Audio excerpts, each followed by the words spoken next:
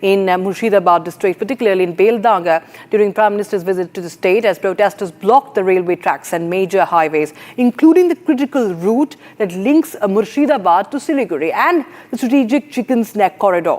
Railway services were halted after a ruthless mob lay on tracks, blocked railway gates and pelted stones. The BJP has accused the Trinamool Congress government and Chief Minister Mamata Banerjee of allowing the mob rule, alleging that police maintained only skeletal presence and failed to act decisively even after nearly 48 hours of unrest. The protests were reportedly sparked by a local issue but escalated into widespread law and order challenges, prompting claims of administrative failure, which the state government has denied.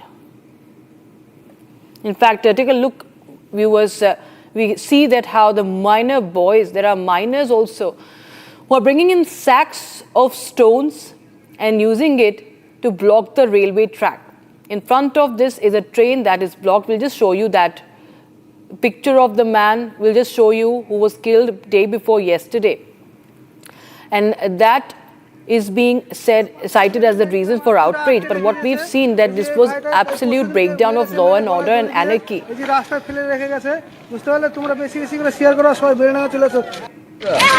দেশের ভবিষ্যতে এরাই বুঝতে পারছো, দেখছো train ওরা কিরকম অবরোধ করতে হয়, এরা জানে।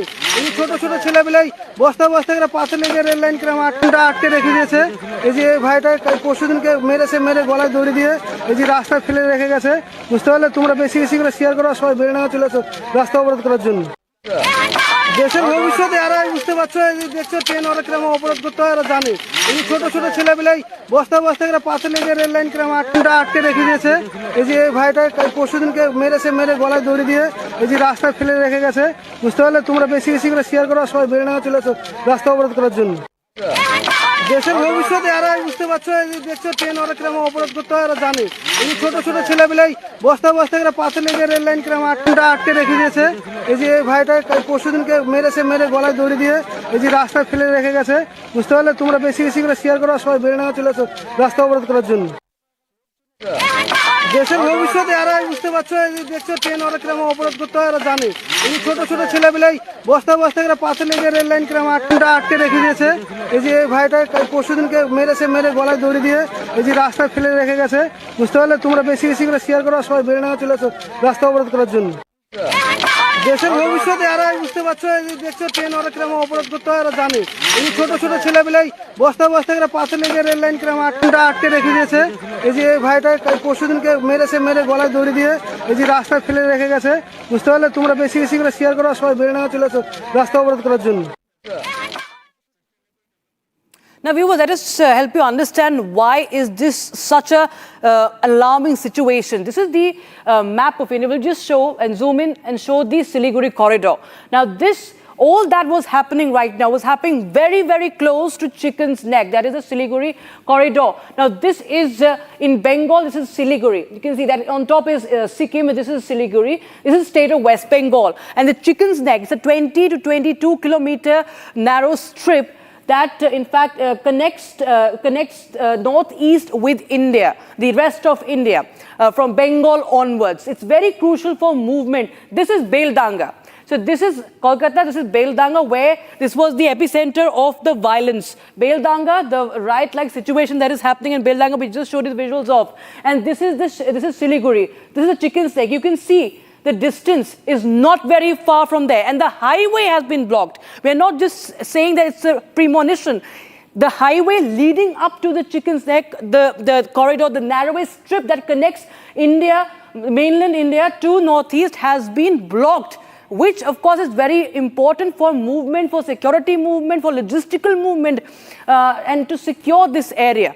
And this is of course an alarming situation, and that is why this is threatening the Siliguri corridor. Meanwhile, viewers, we also have the Prime Minister today in Malda sharply criticizing the TMC over infiltration issue. Listen in. यहाँ की TMC सरकार बहुत ही निर्दयी है, बहुत ही निर्मम है। केंद्र सरकार गरीबों के लिए जो पैसा भेजती है, उस पैसे को यहां टीएमसी के लोग लूट लेते हैं। टीएमसी के लोग बंगाल के मेरे गरीब भाई बहनों के दुश्मन बने हुए हैं। उन्हें आपकी तकलीफ की कोई चिंता नहीं है, वो तो अपनी तिजोरियां भरने में जुटे हुए हैं। NH-12 को रोक दिया गया है, सारी रेल सर्विस ठप पड़ी हुई है। क्या भारत का हिस्सा नहीं है? क्या लोग NH-12 पे चल नहीं सकते? ट्रेन जलाई जा रही है तो ममता बनर्जी उसे जस्टिफाई कर रही है। वो कह रही है ये नाराजगी है माइनॉरिटीज की। अभिषेक बनर्जी से पूछा जाता है तो वो कहते हैं नाम कटेगा तो प्रोटेस्ट तो होगा ही। और इतना ही नहीं, आप सब हमारे बंधु हैं। You are the fourth pillar of democracy. If we are a pillar of democracy as the legislature, you are one of the pillars of democracy to uphold.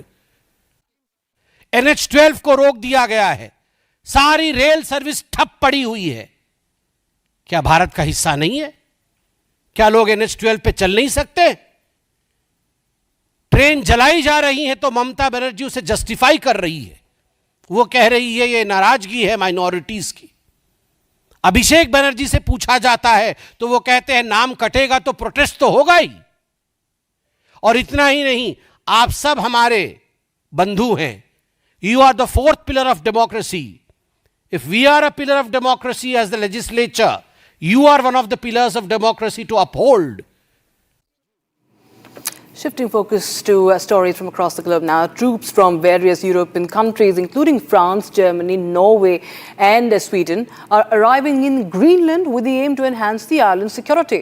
Now, this follows discussions between Denmark, Greenland and the United States, which reflected a fundamental disagreement between the Trump administration and European allies. Now, the big question is the European Union country ready for war? Watch this report. France and Europeans must continue to be present wherever their interests are threatened. France has decided to join the exercise that was scheduled and launched by Denmark in a sovereign and independent manner as part of Arctic endurance. The European Union's recent military move in Greenland comes after Trump has multiple times threatened to encroach on and take over control of Greenland. I'm not talking about money for Greenland yet. I might talk about that. But right now, we are going to do something on Greenland, whether they like it or not, because if we don't do it, Russia or China will take over Greenland, and we're not going to have Russia or China as a neighbor. I would like to make a deal, the easy way, but if we don't do it the easy way, we're going to do it the hard way.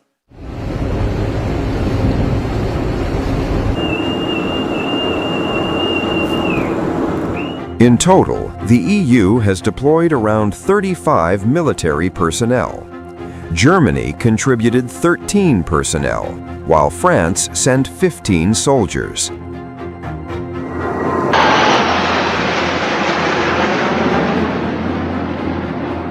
France has decided to join the exercise that was scheduled and launched by Denmark in a sovereign and independent manner as part of Arctic endurance.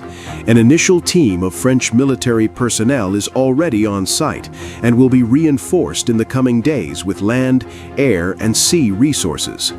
I thank the Chiefs of Staff of the armies for organizing this quickly in coordination with Danish partners and respond to the very concrete requests that were made. This is the role that France must play, to be available and adapt after assessing the threat and stand with a sovereign nation to protect its territory. Meanwhile, the White House reportedly downplayed the European Union's military presence in Greenland. What about when Greenland reportedly sent troops over there? Does that change at all what the president is doing on this? Well, to your first question on Greenland, I don't think troops in Europe impact the president's decision-making process, nor does it impact his goal of the acquisition of Greenland at all. What is clear is that Greenland can count on us politically. What is clear is that Greenland can count on us politically, economically and financially. And when it comes to its security, the discussions on Arctic security are first and foremost a core issue of NATO. But I also want to emphasize that it is the Arctic and Arctic security, both topics, are core topics for the European Union and matter enormously for us. This is, among others, the reason why we double down on investments and supporting Greenland. You might have seen in the draft budget, we have doubled the amount of financial support to Greenland.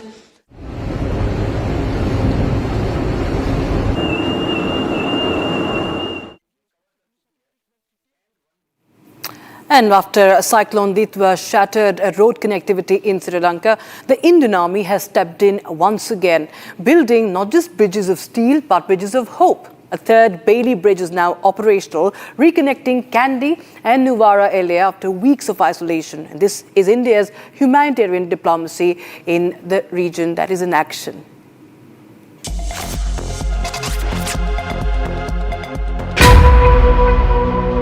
Steel, sweat and speed. The Indian Army in action. A 120-foot Bailey Bridge built at KM 15 on Sri Lanka's B492 highway. This connects Kandy to Nuwara area, a route cut off for over a month after Cyclone Ditwa. Army engineers racing against time to restore a lifeline. This is the third bridge built by India in Sri Lanka. Earlier bridges were constructed in Jaffna and Kandy. Roads reopened, movement restored, life resumes. For residents, this means access to hospitals, food and markets. This is part of Operation Sagar Bandhu, India's humanitarian response to the cyclone. Disaster relief in action. Bailey bridge एक modular और relocatable type का bridge है, जिसे जरूरत के अनुसार temporary या permanent तौर पर बनाया जा सकता है। इस साइट पर इस बेली ब्रिज को लंबे समय तक इस्तेमाल करने के हिसाब से कंस्ट्रक्ट किया गया है। इसी वजह से रैपिड हार्डनिंग कंक्रीट से मजबूत बियरिंग पैड्स बनाए गए हैं और हर प्रकार की सेफ्टी का पूरा ध्यान रखा गया है। अगर भविष्य में यदि यहाँ परमानेंट ब्रिज बनाने की जरूरत पड़ती है, तो इस बेली ब्रिज को आसानी से डीलॉन्च कर किसी अन्य स्थान पर रिलोकेट और रिकंस्ट्रक्ट किया जा सकता है। A bridge that carries more than traffic, it carries trust. Connectivity restored after weeks of isolation. This is regional solidarity on ground. India and Sri Lanka shoulder to shoulder in crisis, a reflection of India's neighborhood first policy and the spirit of Vasudhaiva Kutumbakam. The world is one family. From disaster to recovery, from disruption to resilience, the Indian Army builds bridges not just of steel but of friendship. And the 2026 BMC elections in Mumbai have triggered fears of resort politics, with sources claiming the Eknath Shinde-led Shiv Sena faction planning to sequester its 29 winning corporators at a hotel in Bandra for the next 2 to 3 days to thwart potential poaching attempts by Uddhav Thakere's Shiv Sena, that is the UBT. The BJP-Shinde alliance secured a clear majority with 118 seats in the 227-member House, surpassing the 114 mark needed for control and ending nearly 3 decades of Thakre dominance. Meanwhile, the opposition bloc Shiv Sena UBT had 65 plus MNS 6, Congress 24 plus 1 NCP SP, 2 Samajwadi Party, totals around 98 seats, with speculation that AIMIM's 8 seats could be courted for support, potentially narrowing the effective majority dynamics amid horse trading concerns as parties gear up to elect the mayor and form the administration. In fact, so resort politics is something that is not new in Maharashtra, and now with the saffron sweep in BMC polls, historic victory, resort politics. There are fears of resort politics in Maharashtra yet again, and henceforth there are precautionary measures that are being taken by Shinde Sena, that is the Shiv Sena led by Eknath Shinde, the Deputy Chief Minister of Maharashtra. Amrit is joining us on the broadcast for more. Amrit, हमें बताएं कि क्या कुछ चल रहा है, कहीं ना कहीं सुगबुगाहट है कि उद्धव सेना कहीं ना कहीं कुछ जो है एमएलएस की शिंदे सेना से उनको पोच करने की कोशिश कर सकती है, और इसी के मद्देनज़र कहीं ना कहीं कुछ होटल कुछ लोगों को जो है होटल में भेजा जा रहा है। बिल्कुल सही आपने कहा, सूत्रों के हवाले से कई जानकारी यहाँ पर निकलकर सामने आ रही है। अब आप याद कीजिए 2022 का वो वक्त जब जून में शिंदे जो है वो कई नेताओं को लेकर गुवाहाटी गए थे, और उसके बाद जुलाई में उन्होंने अपना एक अलग गुट बना लिया था। और इस वक्त हम आपको ये तस्वीरें दिखा रहे हैं, सीधे तौर पर ये तस्वीरें सीधे तौर पर ये तस्वीरें आप देखिए यहाँ पर क्या स्थिति है होटल ताज के सामने की। कहा जा रहा है कि शिंदे गुट के जो नेता हैं उन्हें यहाँ पर लेकर आया गया है, और इसके बाद यहाँ पर क्योंकि एक कश्मकश की स्थिति भी है, न सिर्फ मुंबई बल्कि ठाणे को लेकर भी सियासत हो रही है। सूत्रों के हवाले से ये भी कहा जा रहा है कि इस मामले में महापौर जो हो मुंबई में वो बीजेपी का बनाया जाए, यहाँ पर समर्थन मिल जाएगा, लेकिन ठाणे में शिंदे गुट के किसी को महापौर बनाया जाए और वहाँ पर बीजेपी सपोर्ट कर दे। तो इस मामले को लेकर यहाँ पर एक सियासत हो रही है। देखिए आप, ये हम तस्वीरें आपको दिखा रहे हैं, और यहीं पर तमाम जो नगर सेवक हैं उन्हें लेकर आने की बात कही जा रही है। सूत्रों के हवाले से कई चीज़ें यहाँ पर निकल कर सामने आ रही है। अब एक एक पहलू अगर हम समझे तो ये बेहद खास होगा। देखिए सबसे पहले तो मैं आपको ये बताऊँ कि मुंबई में बीजेपी के पास 89 नगर सेवक हैं और शिवसेना के पास 29 है, तो मुंबई को लेकर सियासत है। दूसरा, ठाणे में बीजेपी के पास 28 हैं और शिवसेना शिंदे गुट जो है उनके पास 75 है, तो ये दोनों मिलाकर भी बहुमत में है। तो यहाँ पर कहा जा रहा है कि ठाणे में आप हमारा बना दीजिए, मुंबई में हम आपको समर्थन कर देंगे। अब इस बीच कई सियासी चीजें हैं जो निकलकर सामने आई हैं। शिंदे गुट के नगर सेवकों और नेताओं ने ये भी इच्छा जताई है कि मुंबई में 2.5 साल के लिए महापौर पद दिया जाए। बाला साहब ठाकरे की जन्म शताब्दी के अवसर पर यहाँ शिवसेना महापौर बैठे, ऐसी मांग की जा रही है, और इस मुद्दे पर बीजेपी और शिवसेना के नेताओं के बीच चर्चा चल रही है। ये सूत्रों के हवाले से खबर है। अब बड़ी बात यह है कि अभी सारी चीजें उड़ाती आ रही हैं, लेकिन आप गौर कीजिए कि 2017 में 82 सीटों पर सिमटने वाली बीजेपी इस बार एक शानदार उन्होंने प्रदर्शन किया, लेकिन इस बीच आप देखें कि शिंदे गुट की शिवसेना का भी प्रदर्शन अच्छा रहा है, और इसी को लेकर यहाँ पर एक बार्गेनिंग की स्थिति आप कहें या आप देखें कि किस तरीके से ये चीज़ें चल रही हैं, ये सारी चीज़ें बेहद ख़ास है। और इन सब को अगर आप समेट कर समझने की कोशिश करें तो एक मोल भाव भी है मुंबई वर्सेस ठाणे को लेकर। एक मोल भाव की स्थिति यहाँ पर यह भी है कि 2.5 साल के लिए महापौर का पद दिया जाए, महापौर और उप महापौर। ये मसला है कि भाई आप महापौर आपकी पार्टी से होंगे तो उप महापौर दूसरी पार्टी से हो जाएंगे, जो दोनों पार्टियां हैं शिवसेना शिंदे गुट और बीजेपी। तो ये एक मुंबई को लेकर है। दूसरी एक खबर सामने आई सूत्रों के हवाले से, ये कहा जा रहा है कि आप मुंबई में अपना महापौर बनाइए, उप महापौर शिंदे गुट के होंगे, और ठाणे में शिंदे गुट से महापौर बनाया जाए और उप महापौर बीजेपी से बनाया जाए। तो तमाम चीजें चल रही है। एक हिंदी में कहा जाता है जुमला खुल्ला खेल फरुखाबादी। तो एक तस्वीर ये निकलकर सामने आ रही है यहाँ पर, और इन सब के बीच एक बार जरा मैं आपको सामने की भी तस्वीर दिखाऊं। बिल्कुल सामने यहाँ से ये जो नज़ारा दिखता है वो बेहद खास है, और आप देखें कि सामने में यहाँ पर जो है वो व्यू जो है, तो इस वजह से यहाँ पर रखा जा रहा है रिसोर्ट पॉलिटिक्स की। Right. Many thanks, Amrit, for joining us. Viewers, that's all the time we have right now on this edition of Live and Breaking, but we'll be right back with more updates coming in. Now, we also tell you what's happening in West Bengal, and that remains one of our top focus stories. There's a free run yet again being witnessed, given to mobs under Mamata Banerjee's watch. Trains and highways blocked, stone pelting reported in Bengal's Beldanga. And BJP takes on Mamata government for promoting violence amid Beldanga violence, calls out law and order situation in Bengal.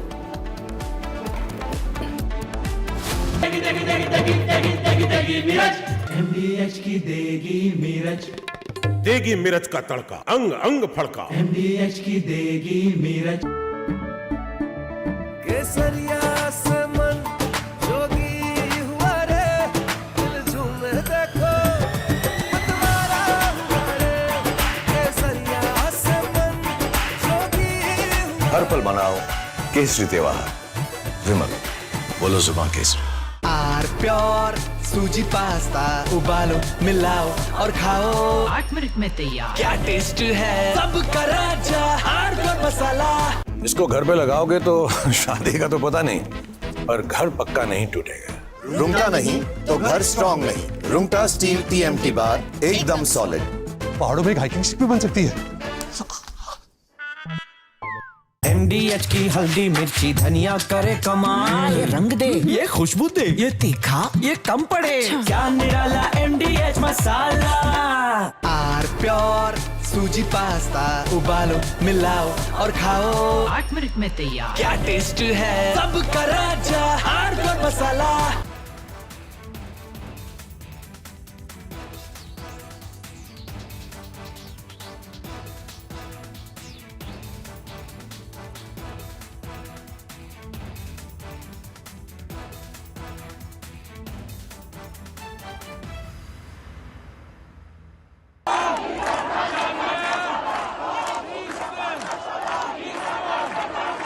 Iran is boiling. Iranians are protesting against the Khamenei regime.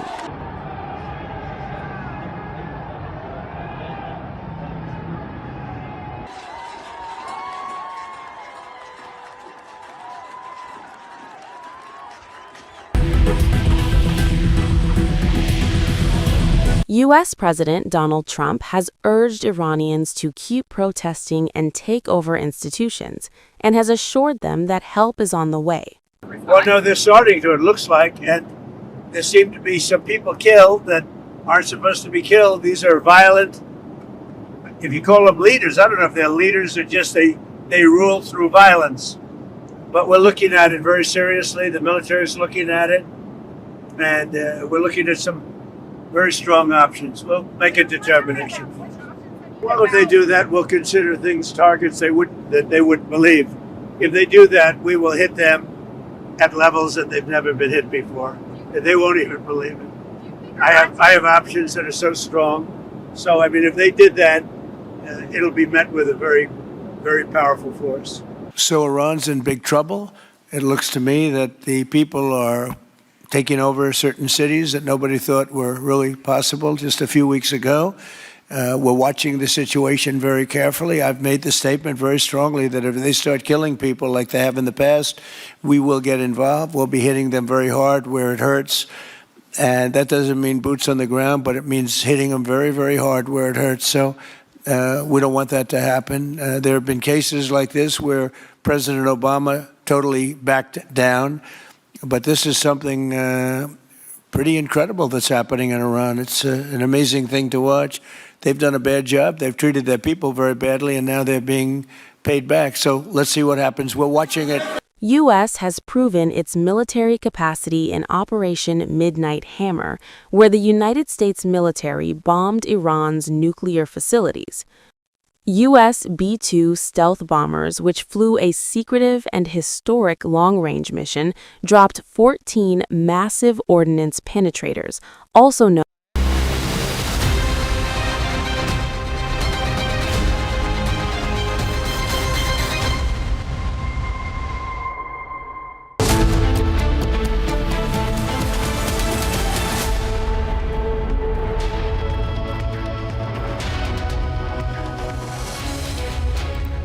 Thank you for staying with us this Saturday evening. Ladies and gentlemen, you're watching Live and Breaking with me, Oyana Mitra. There is complete collapse of law and order in Mamata Banerjee's West Bengal. Ladies and gentlemen, frame by frame, we'll tell you the timeline of how miscreants carefully planned and orchestrated this entire conspiracy of bringing the railways in Murshidabad to a standstill. And what's even more shocking, viewers, is that 48 hours have passed since the violence first broke out.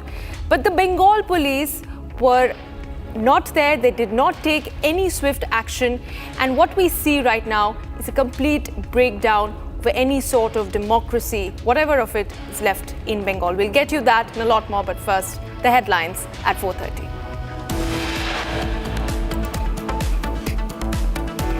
Mobs in Bengal target Chicken's Neck route. Miscreants block key highways in Murshidabad. Free run to mobs under Mamata Banerjee's watch. Trains and highways blocked. Stone pelting reported in Beldanga. TMC के नेता सालों से यहां घुसपैठियों को बसाने, उन्हें voter बनाने का खेल खेल रहा है। Prime Minister Modi attacks Mamata government, says TMC using infiltrators as voters in West Bengal.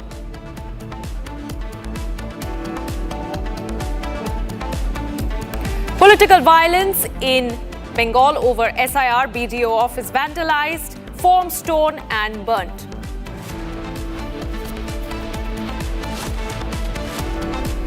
BJP flags infiltration crisis in West Bengal. Karnataka train route to Railway Ministry, says national security being compromised. Congress MLA Phul Singh makes controversial remarks, justifies rape.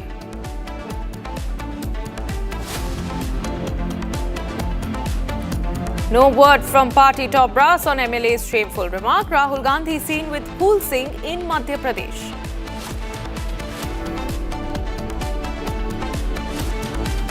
Another lawsuit filed in Sunjay Kapur inheritance battle. Priya Sachdeva sues sister-in-law Mandira Kapoor. Big boost to Indian defence. Proposal to acquire 114 Rafale jets cleared.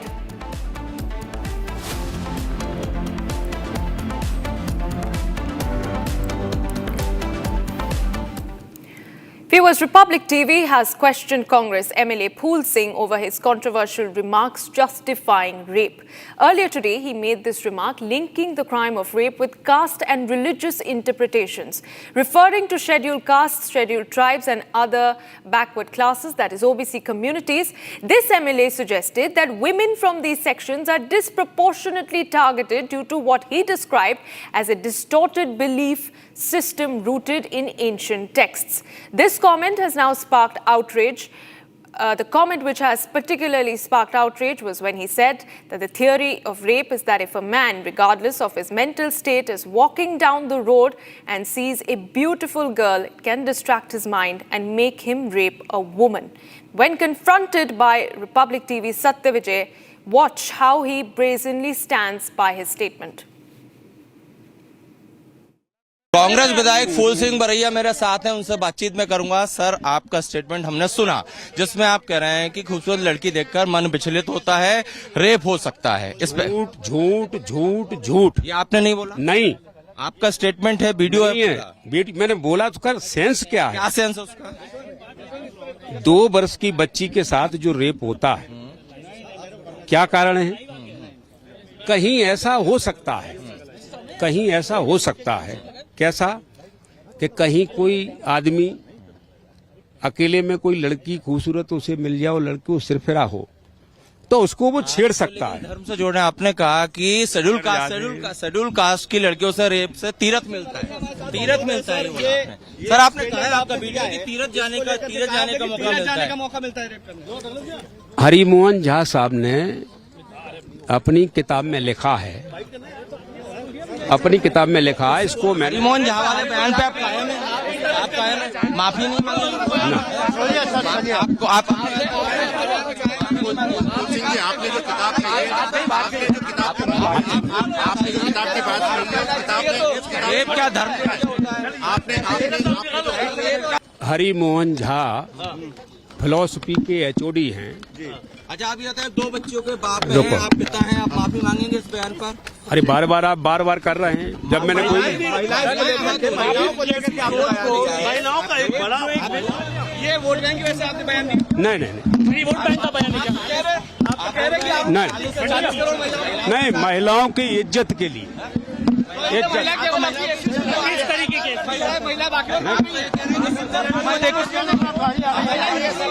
सम्मानीय, सब सम्मानीय, सब सम्मानीय।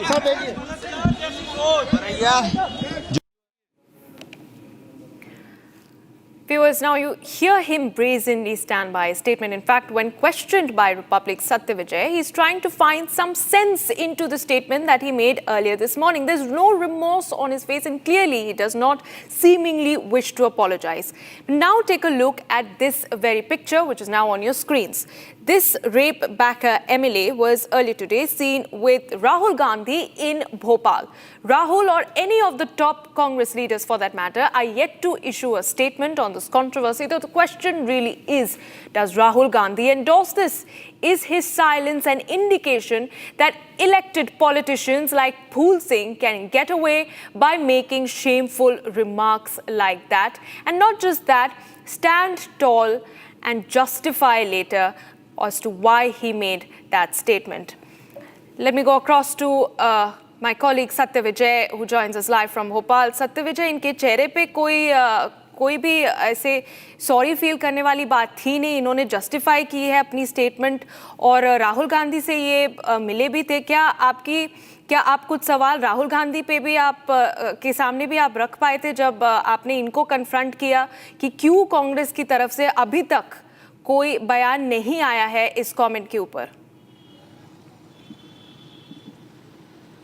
जी हाँ, देखिए, कांग्रेस विधायक फूल सिंह बरैया के चेहरे पे भी कोई न शर्म थी, ना उनको किसी चीज का गिल्टी था, ना ही उन्हें कोई पश्चाताप था, बल्कि वो अपने बयान को न्याय संगत यानी कि अपने बयान को जस्टिफाई करते नजर आए. वहीं दूसरी तरफ कांग्रेस पूरी पार्टी की ही बात कर ले तो किसी को कोई मलाल मुझे नहीं लगता था, क्योंकि आज सुबह की हम तस्वीर दिखा रहे हैं. जब एयरपोर्ट पर राहुल गांधी उतरे थे उस समय फूल सिंह बरैया उनके साथ थे.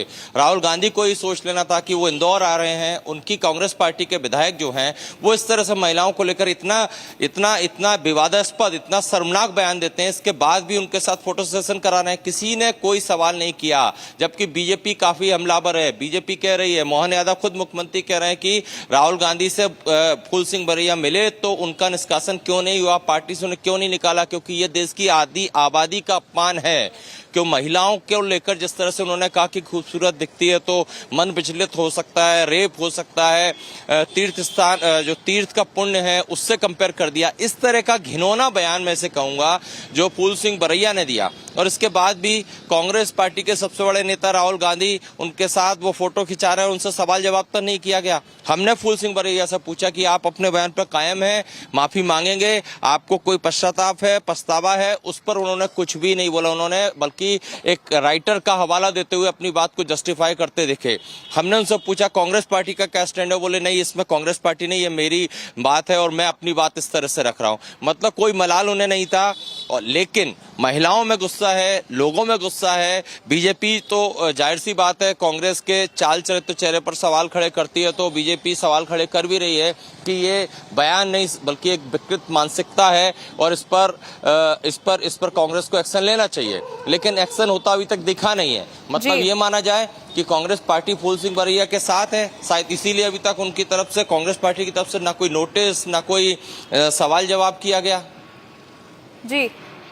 जी बिल्कुल सत्यविजय, हमें दिख रहा है कि क्यों कैसे इस कांग्रेस एमएलए की तरफ से कोई भी पछतावा नहीं है और राहुल गांधी जी की तरफ से भी अभी तक कोई बयान नहीं आया है. Thank you very much for joining us and giving us those details. Let's move on to the next big story that we're tracking this hour, viewers. It's a big impact of Republic's relentless coverage showing how the threat of illegal Bangladeshi immigrants infiltrating in India is expanding, not just in one state but across the domain.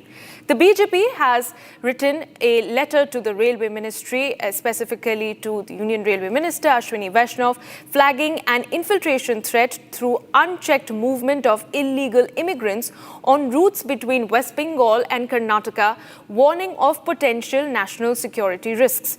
The party has claimed that infiltrators are misusing identity documents obtained through fraudulent means to bypass security checks, Bengaluru essentially emerging as a major hub for these illegal settlers. Now, citing police crackdowns, this letter that has been written by the Karnataka BJP unit has alleged that many such settlers were found using invalid IDs while pointing to systemic scrutiny gaps caused by the heavy volume of passengers that makes it difficult for the Railway Protection Force to conduct thorough verification, effectively creating what it described as a green corridor for unauthorized entry. On your screens, the details of what the BJP has essentially highlighted in its letter. Let me go across to my colleague Sri Lakshmi, who joins us live from the Bengaluru newsroom with more details. Sri Lakshmi, do tell us what is it that prompted the BJP to flag this to the Union Railway Ministry, because this is not something that that is very new. Republic TV's coverage, and Republic Kannada, in fact, has also sort of headlined this entire coverage of exposing how the infiltration network operates in Bengaluru. Yes, as you very rightly pointed out, Ayona, we Republic Kannada team has followed this story up since several months, and we have come up with several expose of these Bangla illegal immigrants, and we have shown that how these illegal migrants from Bangla come all the way from West Bengal, claiming that they're from West Bengal and from parts of Northeast, and how are they going to get these fake identity cards like Aadhaar card, voter card and all, and they come and reside here in Bengaluru in workers' colonies, and they have been provided all these facilities like electricity and all the other protection. This is very weird that Bengaluru authorities are allowing them, even though they know that through our several reports, even though they know that these are illegal migrants, they are allowing them to stay over here. Republic Kannada has come up with repeated stories and a series of repeated coverage on this issue. So in the wake of this coverage, Karnataka Legislative Assembly Council Leader of Opposition Chalwadi Narayan Swamy has written a letter to Union Railway Minister Ashwin Vaishnavji and also to V. Somana, who is Railway Minister for State, saying that immediate attention needs to be given to this issue, since they are in a huge number. People claim that these Bangla immigrants are in lakhs and lakhs of numbers here in Bengaluru.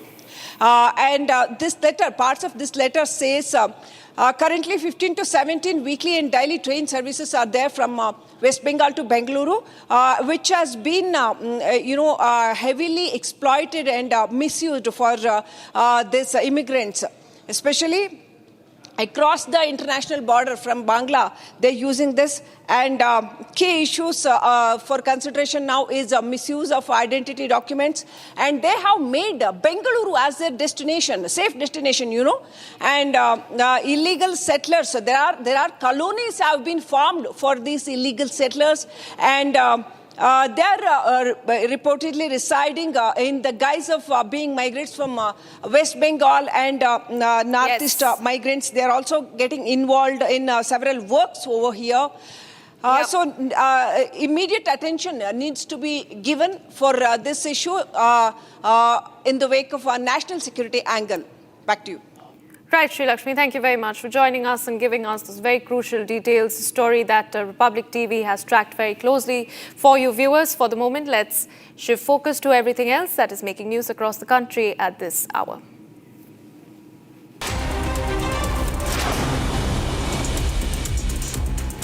A 19-hour curfew has been imposed in Jalna and Ambad in light of the Dhangar community protest in Maharashtra. A heavy police force has been deployed near the Mukteshwar Dwar area.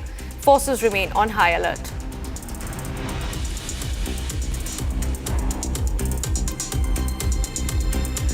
The Rajasthan eligibility examination for teachers 2026 began today in Udaipur, where candidates arrived early to the exam center and faced rigorous security checks.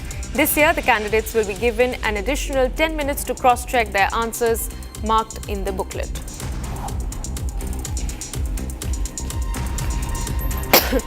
A thick layer of smog engulfs the national capital, raising concerns of visibility. Restrictions have been reimposed under GRAP 3 as the air quality deteriorates further in the city.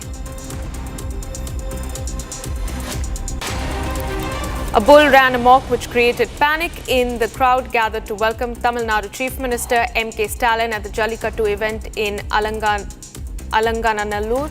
Sources say that it was actually a Jallikattu bull and no one dared to stop the bull. The police had put up iron barricades to stop it, but it was of no use. Some people suffered minor injuries due to its aggression.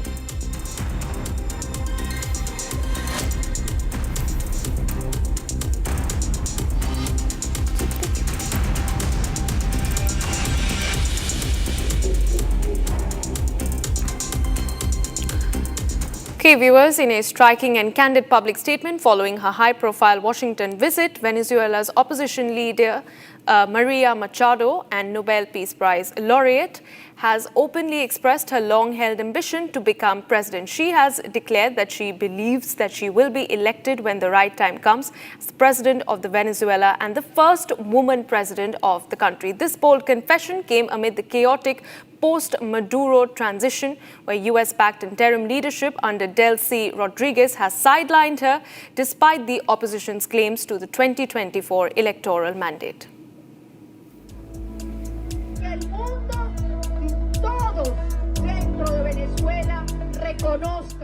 There's a mission, and we are going to turn Venezuela into that land of grace, and I believe I will be elected when the right time comes as president of Venezuela, the first woman president.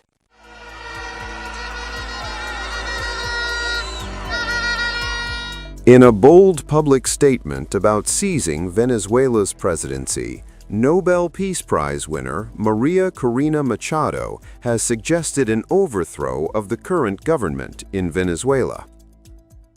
I am profoundly confident that we will have an orderly transition.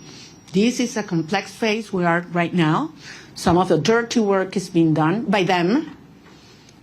But then the result of a stable transition will be a proud Venezuela who is going to be the best ally the United States has ever had in the Americas.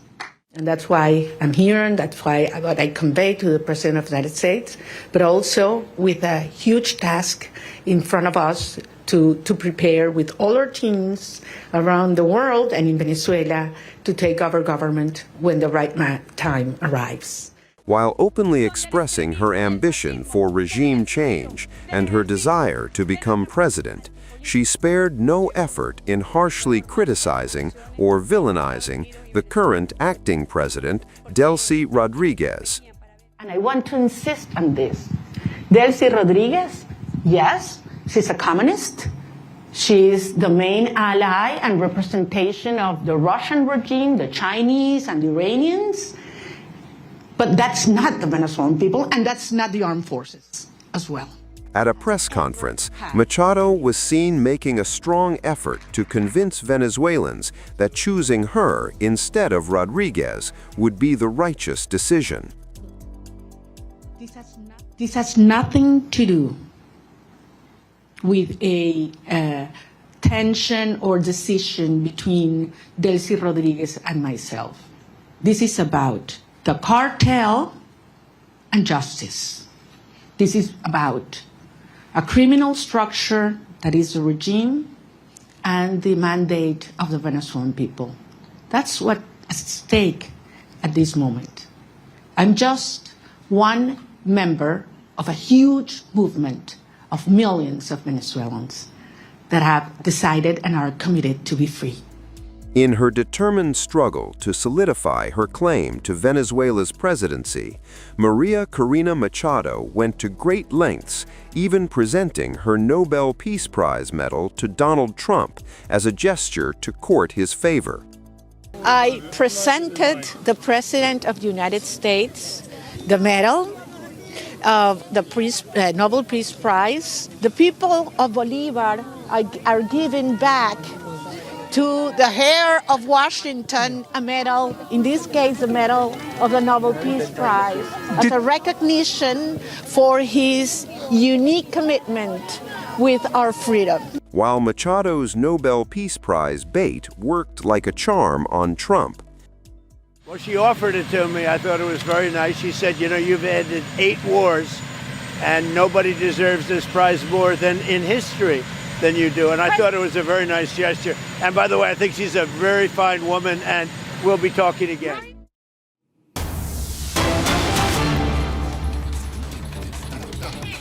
Okay, viewers, we cut across live to visuals that are now coming in from Copenhagen, that is the capital city of Denmark, where hundreds of people are rallying in front of the Copenhagen City Hall in support of Greenland against the aggressive stance of the United States administration and Donald Trump threatening to acquire Greenland by force if necessary. Remember, viewers, this has been a point of contention over the last 2 weeks between the Trump administration and the European Union after the US and the Republican Party essentially made an indication that post-Maduro's capture was necessary for the US to what he calls acquire Greenland for national security purposes. Now, Denmark and several other European leaders have shown strong support, solidarity with Greenland, saying that the country belongs to the people of Greenland and not to anybody else, while Trump parallelly has essentially threatened more tariffs on nations that opposes its stance on Greenland. Live visuals that we are getting in from Denmark. Over there, you can see people holding up banners saying no means no. So over there, waving the flag. And these are hundreds of supporters of Greenland that have now gathered in front of the City Hall in Denmark, calling out the US's aggressive stance and Trump's relentless approach to acquire Greenland. Now, viewers, a number of European leaders have essentially written a consolidated letter hitting back at the United States President Donald Trump, repeated calls for the U.S. takeover of Greenland, as this comes as a major showdown post-Washington's military attack on Venezuela, the capture of Nicolas Maduro. Several European leaders, including French President Emmanuel Macron, German Chancellor Friedrich Merz, and United Kingdom Prime Minister Keir Starmer, had issued a statement earlier saying that Greenland belongs to its people and not to any other nation that may be essentially trying to bully the country. And separately, viewers, Denmark's Prime Minister had also warned that any bid by the US to take over Greenland would result in the end of the NATO military alliance. This comes as Donald Trump had essentially called on the NATO to lead the US's operation in acquiring Greenland.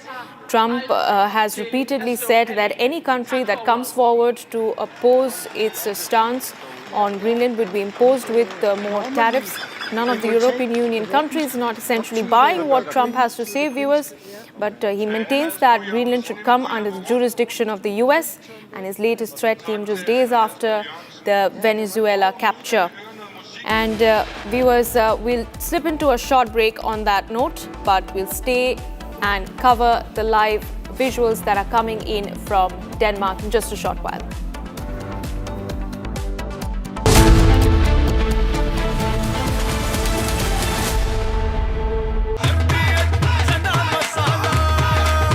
अब छोलिया हो या लोबिया, सफेद चने या काले चने, सब कुछ मजेदार बने। केसरिया से मन जोगी हुआ रे, दिल झूम देखो मतवारा हुआ रे। केसरिया से मन जोगी हुआ। हर पल मनाओ केसरी त्योहार। विमल, बोलो जुबान Kesari.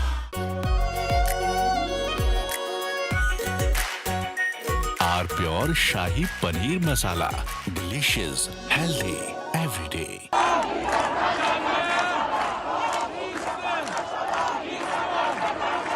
Iran is boiling. Iranians are protesting against the Khamenei regime.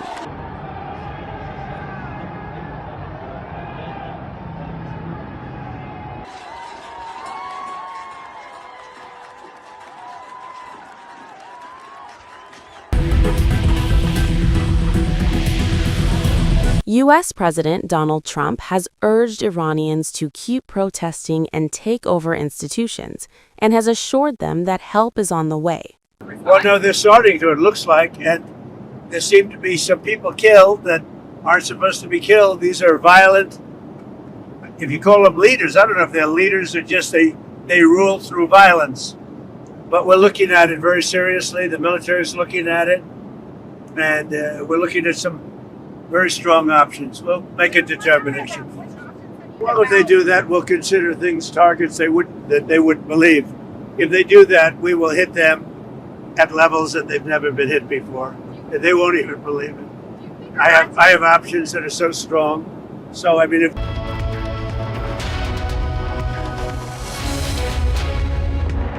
आधे बाउल दही में 4 चम्मच MDH चटनी पुदीना मसाला डाला, स्टर करो, पुदीना चटनी तैयार। MDH चटनी पुदीना मसाला। इसको घर पे लगाओगे तो शादी का तो पता नहीं, पर घर पक्का नहीं टूटेगा। रुंगटा नहीं तो घर स्ट्रॉन्ग नहीं। रुंगटा स्टील TMT बार एकदम सॉलिड। पहाड़ों में एक हाइकिंग स्टिक भी बन सकती है। थोड़े में ज्यादा स्वाद, यही तो है इसकी खास बात। वाओ मामा, क्या स्वाद है। अरे मेरे राजा, मसाला। ये है सीक्रेट रेसिपी MDH का जीरा सिप जल जीरा मसाला।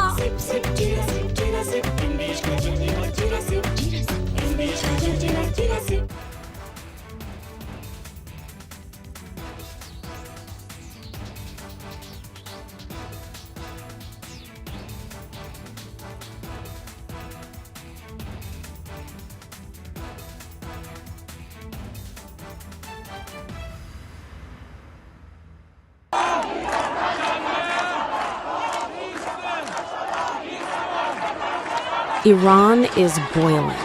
Iranians are protesting against the Khamenei regime.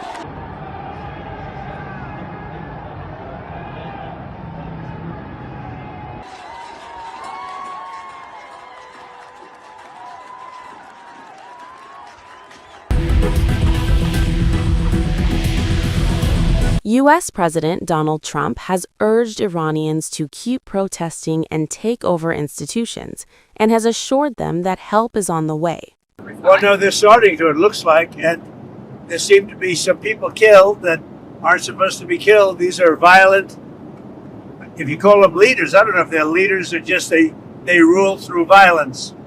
But we're looking at it very seriously. The military is looking at it, and we're looking at some very strong options. We'll make a determination. Well, if they do that, we'll consider things targets that they wouldn't believe. If they do that, we will hit them at levels that they've never been hit before. They won't even believe it. I have options that are so strong. So, I mean, if they did that, it'll be met with a very, very powerful force. So Iran's in big trouble. It looks to me that the people are taking over certain cities that nobody thought were really possible just a few weeks ago. We're watching the situation very carefully. I've made the statement very strongly that if they start killing people like they have in the past, we will get involved. We'll be hitting them very hard where it hurts. And that doesn't mean boots on the ground, but it means hitting them very, very hard where it hurts. So we don't want that to happen. There have been cases like this where President Obama totally backed down. But this is something pretty incredible that's happening in Iran. It's an amazing thing to watch.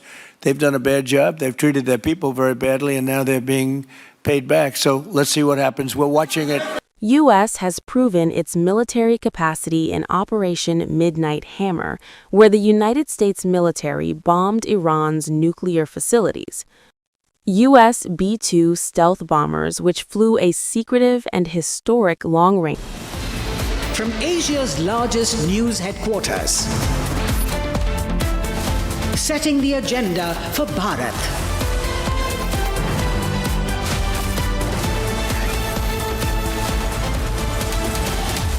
You're watching Republic.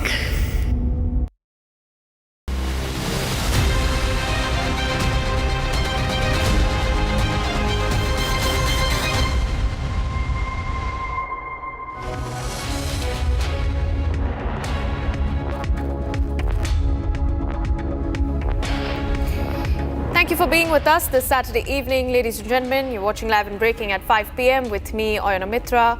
We'll break down what has been happening in West Bengal's Murshidabad for you just months ahead of the elections. There is yet again a complete breakdown of law and order, all under Mamata Banerjee's watch. Zero action from the Bengal police. That and a lot more for you, but first the headlines. Mobs in West Bengal target Chicken's Neck route. Miscreants block key highways. Free run to mobs under Mamata Banerjee's watch. Trains and highways blocked. Stone pelting reported in Murshidabad's Beldanga district. TMC के नेता सालों से यहां घुसपैठियों को बसाने, उन्हें voter बनाने का खेल खेल रहा है। Prime Minister Modi attacks TMC government, says Mamata Banerjee using infiltrators as voters ahead of the elections. Political violence in Bengal over SIR, BDO office vandalized, forms torn apart and burnt.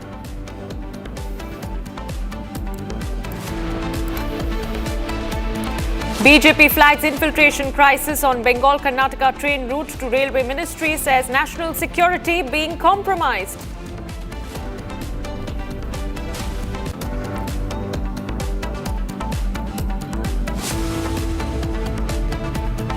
Congress MLA Phul Singh makes controversial remark, justifies rape. Later defense statement. No word from Congress top brass on MLA's shameful remark. Rahul Gandhi seen with Phul Singh in Madhya Pradesh.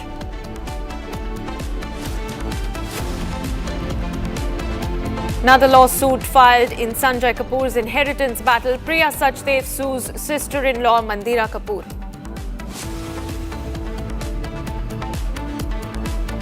It's a big boost to Indian defence. Proposal to acquire 114 Rafale jets cleared.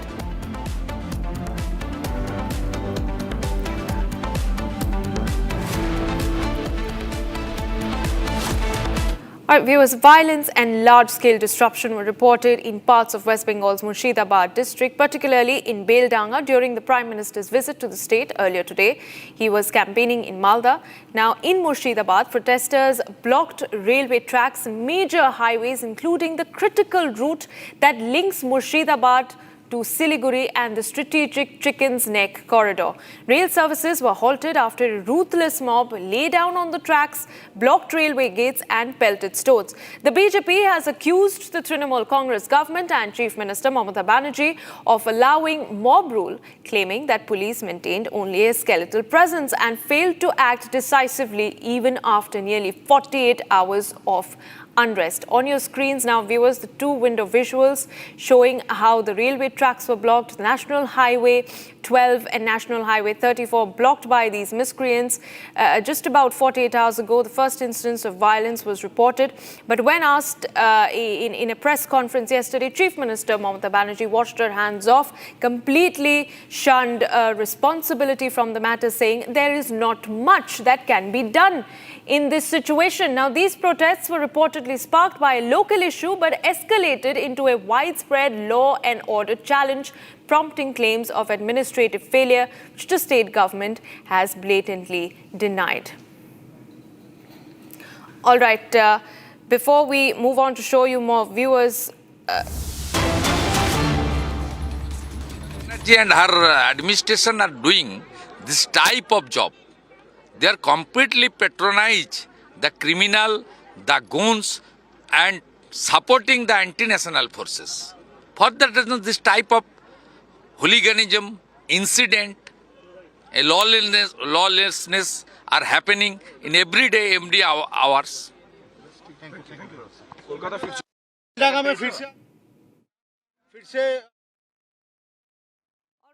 That was the statement, the first statement that was coming in from West Bengal Leader of Opposition Shubhendu Adhikari, essentially questioning the state of law and order in West Bengal under Mamata Banerjee. Now, what has happened in Bengal over the last 48 hours, viewers, is that small issue, a local issue over the killing of a migrant worker quickly escalated. There were mobs that were essentially gathered near these two very critical highways that essentially lead up to India's Chicken's Neck corridor. And these mobs, they pelted stones, they targeted railway officials, they blocked trains from passing through that route. They completely took over the area of Beldanga. And what we saw over there was a complete breakdown of law and order. In fact, now on your screens, viewers, is a visual that was exclusively accessed by Republic Bangla. In this visual, you see young boys, small minor boys, bringing in sacks and sacks of stones. Look at that, viewers. You see young boys bringing in sacks and sacks of stones, placing it on the railway tracks, essentially blocking the routes. They are being endorsed by the locals over there. Nobody is taking any action. The Bengal police turned absolute mute spectators to the entire situation. And you can see over there, while attempts are being made to stop the transport network in North Bengal, in Murshidabad over there, you can see a train has been halted, and there is a pole that has been put up with the picture of the migrant worker who was killed in Jharkhand. দেশের ভবিষ্যতে এরা বুঝতে পারছো, এই যে দেখছো train ওরা কিরকম অবরোধ করতে হয় এরা জানে। এই যে ছোট ছোট ছেলেবেলাই বস্তা বস্তা করে পাথর লেগে রেল লাইন কিরকম আটকে রেখে দিয়েছে। এই যে এই ভাইটা পরশুদিনকে মেরে গলায় দড়ি দিয়ে এই যে রাস্তায় ফেলে রেখে গেছে। বুঝতে পারলে তোমরা বেশি বেশি করে শেয়ার করো, সবাই বেলডাঙ্গা চলে এসো রাস্তা অবরোধ করার জন্য। দেশের ভবিষ্যতে এরা বুঝতে পারছো, এই যে দেখছো ট্রেন ওরা কিরকম অবরোধ করতে হয় এরা জানে। এই যে ছোট ছোট ছেলেবেলাই বস্তা বস্তা করে পাথর লেগে রেল লাইন কিরকম আটকে রেখে দিয়েছে। এই যে এই ভাইটা পরশুদিনকে মেরে গলায় দড়ি দিয়ে এই যে রাস্তায় ফেলে রেখে গেছে। বুঝতে পারলে তোমরা বেশি বেশি করে শেয়ার করো, সবাই বেলডাঙ্গা চলে এসো রাস্তা অবরোধ করার জন্য। দেশের ভবিষ্যতে এরা বুঝতে পারছো, এই যে দেখছো ট্রেন ওরা কিরকম অবরোধ করতে হয় এরা জানে। এই যে ছোট ছোট ছেলেবেলাই বস্তা বস্তা করে পাথর লেগে রেল লাইন কিরকম আটকে রেখে দিয়েছে। এই যে এই ভাইটা পরশুদিনকে মেরে গলায় দড়ি দিয়ে এই যে রাস্তায় ফেলে রেখে গেছে। বুঝতে পারলে তোমরা বেশি বেশি করে শেয়ার করো, সবাই বেলডাঙ্গা চলে এসো রাস্তা অবরোধ করার জন্য। Our viewers, meanwhile, Prime Minister Modi, who was earlier today in Malda, he has sharply criticized the TMC government over the infiltration issue. He has said that the Mamata government is converting infiltrators into their vote bank in West Bengal. Listen in. यहाँ की TMC सरकार बहुत ही निर्दयी है, बहुत ही निर्मम है। केंद्र सरकार गरीबों के लिए जो पैसा भेजती है, उस पैसे को यहां टीएमसी के लोग लूट लेते हैं। टीएमसी के लोग बंगाल के मेरे गरीब भाई बहनों के दुश्मन बने हुए हैं। उन्हें आपकी तकलीफ की कोई चिंता नहीं है, वो तो अपनी तिजोरियां भरने में जुटे हुए हैं। NH-12 को रोक दिया गया है, सारी रेल सर्विस ठप पड़ी हुई है। क्या भारत का हिस्सा नहीं है? क्या लोग NH-12 पे चल नहीं सकते? ट्रेन जलाई जा रही है तो ममता बनर्जी उसे जस्टिफाई कर रही है। वो कह रही है ये नाराजगी है माइनॉरिटीज की। अभिषेक बनर्जी से पूछा जाता है तो वो कहते हैं नाम कटेगा तो प्रोटेस्ट तो होगा ही। और इतना ही नहीं, आप सब हमारे बंधु हैं। You are the fourth pillar of democracy. If we are a pillar of democracy as the legislature, you are one of the pillars of democracy to uphold. All right, let's go across to my colleague Kishalay, who joins us on the phone line. Kishalay, it is absolutely appalling how a chief minister, a sitting chief minister, elected chief minister of a state can so brazenly dismiss what is happening in her state. I mean, the least that you could expect was for her to visit the site, to take stock of the situation. But all that we've heard from Mamata Banerjee so far, Kishalay, is that there is nothing that can be done in this situation, essentially giving a complete free run to these mobs. Well, yesterday, Mamata Banerjee made a shocking comment saying that today is Friday, they assemble here, and if they do it, what can I do? It's not really in my hand. That is what she said yesterday.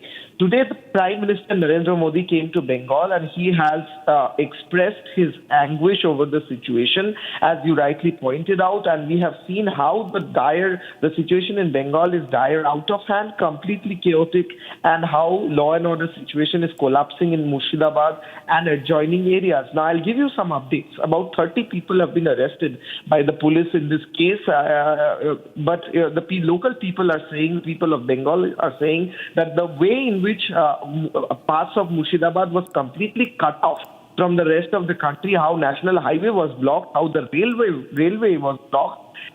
Arresting mere 30 people is not really enough. Things need to be done. Situation needs to be under control. Additional police forces have been sent to Murshidabad. The chief minister has said yesterday that I cannot really do anything about it.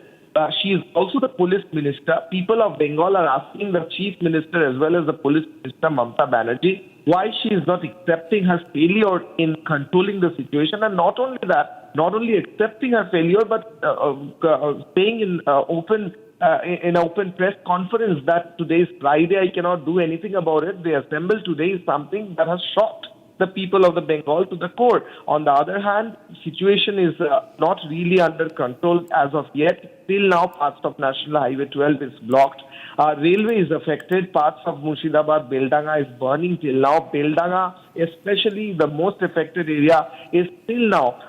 Parts of Beldanga are under the control of these goons, these miscreants. On the other hand, about 30 people have been arrested till now. The police is saying that they are doing more to arrest the suspected accused who have caused such disruption of railways and national highway. But people of Bengal are saying this is not enough. Right. All right, Kishale, thank you very much for joining us and giving us those very crucial details about what's happening in West Bengal. Viewers, we'll keep a close watch on that story for you. Let's now move on to a big exclusive that we are getting in. AIMIM chief Asaduddin Owaisi has now spoken to Republic on the BMC, the Maharashtra local body poll results. Asaduddin Owaisi, viewers, their party AIMIM had won 125 seats more than Sharad Pawar and Raj Thackeray. So Owaisi has now essentially, while speaking to Republic, has questioned the Thackerays over their political stance and asked them to introspect about their standing and political relevance in the state of Maharashtra. Listen into that full conversation.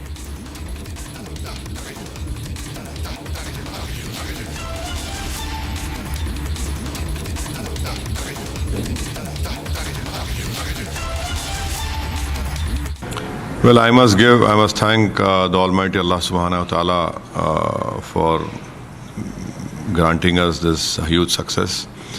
I must also thank my state president Imtiaz Jalil Sahab, Mufti Ismail Sahab, MLA of Malegaon and Waris Pathan, Mr. Yusuf Punjani, and all the important leaders and members who have worked very hard to achieve this success. And it was a very collective effort in which even our party leader in the assembly, Akbaruddin Owaisi, along with 5 MLAs of Telangana, Akhtar Ali Maan Sahab and Adil Hassan from Bihar and the Delhi unit.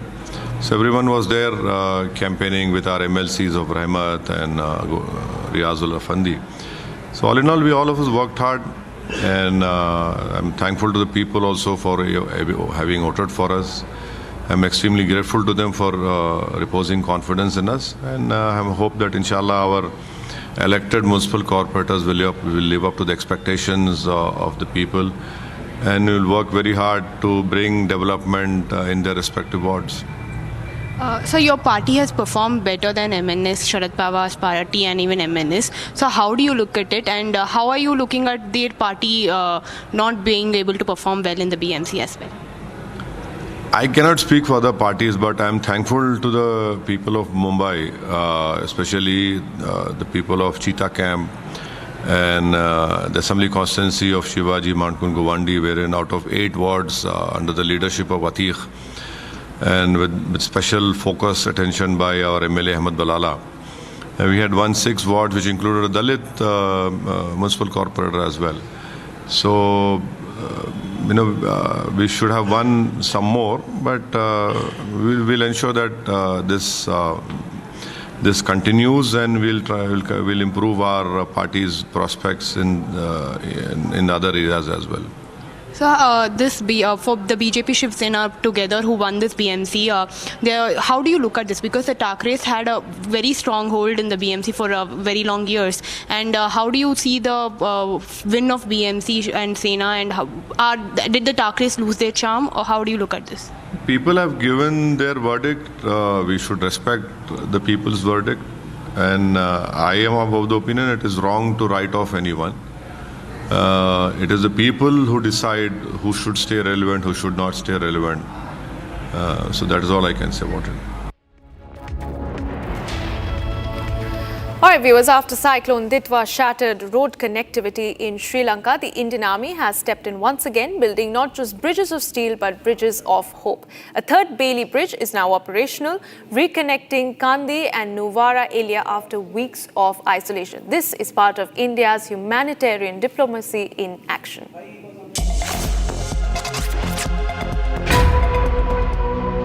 Steel, sweat and speed. The Indian Army in action. 120-foot Bailey Bridge built at KM 15 on Sri Lanka's B492 highway. This connects Kandy to Nuwara Elia, a route cut off for over a month after Cyclone Ditwa. Army engineers racing against time to restore a lifeline. This is the third bridge built by India in Sri Lanka. Earlier bridges were constructed in Jaffna and Kandy. Roads reopened, movement restored, life resumes. For residents, this means access to hospitals, food and markets. This is part of Operation Sagar Bandhu, India's humanitarian response to the cyclone. Disaster relief in action. Bailey bridge एक modular और relocatable type का bridge है, जिसे जरूरत के अनुसार temporary या permanent तौर पर बनाया जा सकता है। इस साइट पर इस बेली ब्रिज को लंबे समय तक इस्तेमाल करने के हिसाब से कंस्ट्रक्ट किया गया है। इसी वजह से रैपिड हार्डनिंग कंक्रीट से मजबूत बियरिंग पैड्स बनाए गए हैं और हर प्रकार की सेफ्टी का पूरा ध्यान रखा गया है। अगर भविष्य में यदि यहाँ परमानेंट ब्रिज बनाने की जरूरत पड़ती है तो इस बेली ब्रिज को आसानी से डीलॉन्च कर किसी अन्य स्थान पर रिलोकेट और रिकंस्ट्रक्ट किया जा सकता है। A bridge that carries more than traffic, it carries trust. Connectivity restored after weeks of isolation. This is regional solidarity on ground. India and Sri Lanka shoulder to shoulder in crisis, a reflection of India's neighborhood first policy and the spirit of Vasudhaiva Kutumbakam. The world is one family. From disaster to recovery, from disruption to resilience, the Indian Army builds bridges not just of steel but of friendship. Alright, within barely a day of Maharashtra having completed its municipal corporation elections and the BJP Shiv Sena Shinde faction having emerged victorious, Shinde faction, fearing defections to the party's UBT faction, has now resorted to having its winning candidates stay at a hotel in Bandra for over 3 days. Resort politics back in Maharashtra, viewers, take a look at what's happening.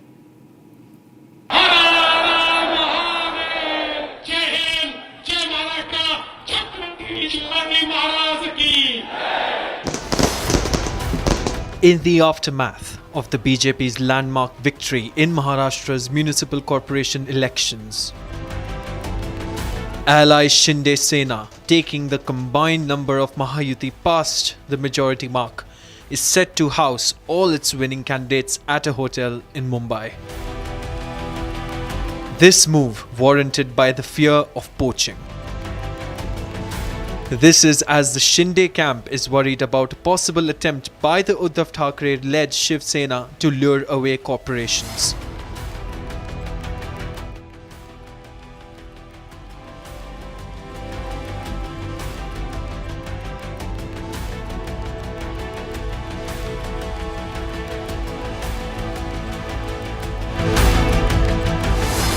Sources further claim that the Shinde camp plans to keep its candidates together at the hotel for the next 3 days, a preemptive move to prevent or deter any defections. इस वक्त हम मुंबई में है और hotel ताज के सामने है। आप यहाँ पर सूत्रों के हवाले से जो खबर सामने आ रही है वो महाराष्ट्र की सियासत को और दिलचस्प बना रही है। अभी हाल ही में चुनावी नतीजे फाइनल हुए हैं और उसके बाद कहा जा रहा है कि तमाम जो नगर सेवक हैं उन्हें एकनाथ शिंदे की पार्टी यहाँ लेकर आ सकती है और उसके बाद यहीं से खुल्ला खेल फर्रुखाबादी शुरू होने वाला है।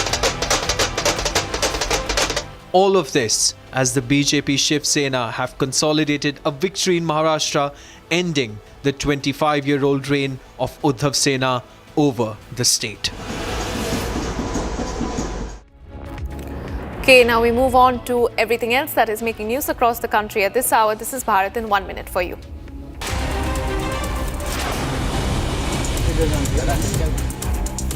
A 19-hour curfew has been imposed in Jalna and Ambad in the light of the Thangar community protest in Maharashtra. A heavy police force has been deployed near the Mukteshwar Dwar area. Forces remain on high alert. The Rajasthan eligibility examination for teachers 2026 began today in Udaipur, where candidates arrived early to the exam centre and faced rigorous security checks. This year, the candidates will be given an additional 10 minutes to cross-check their answers marked in the booklet. A thick layer of smog engulfed the national capital, raising concerns of visibility. This morning, restrictions have been reimposed under GRAP 3 as the air quality deteriorated further in the city. A bull ran amok, which created panic in the crowd gathered to welcome Tamil Nadu Chief Minister M.K. Stalin at a Jallikattu event. Sources say that it was actually a Jallikattu bull and no one dared to stop the bull. Police had put up iron barricades to stop it, but it was of no use. Some people reportedly suffered minor injuries due to its aggression.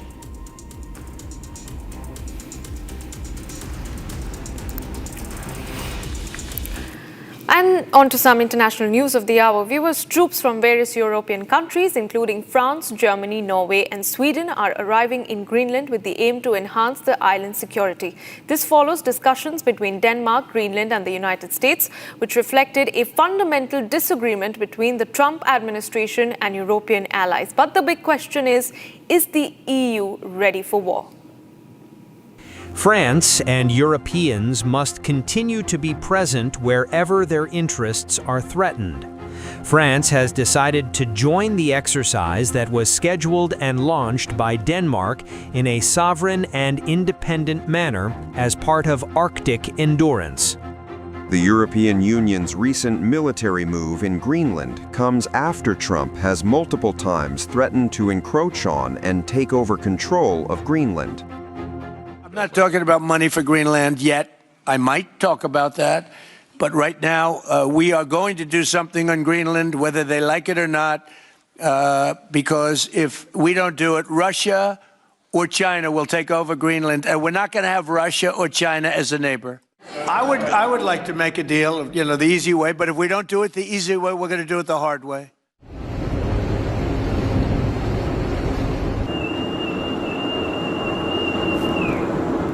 In total, the EU has deployed around 35 military personnel.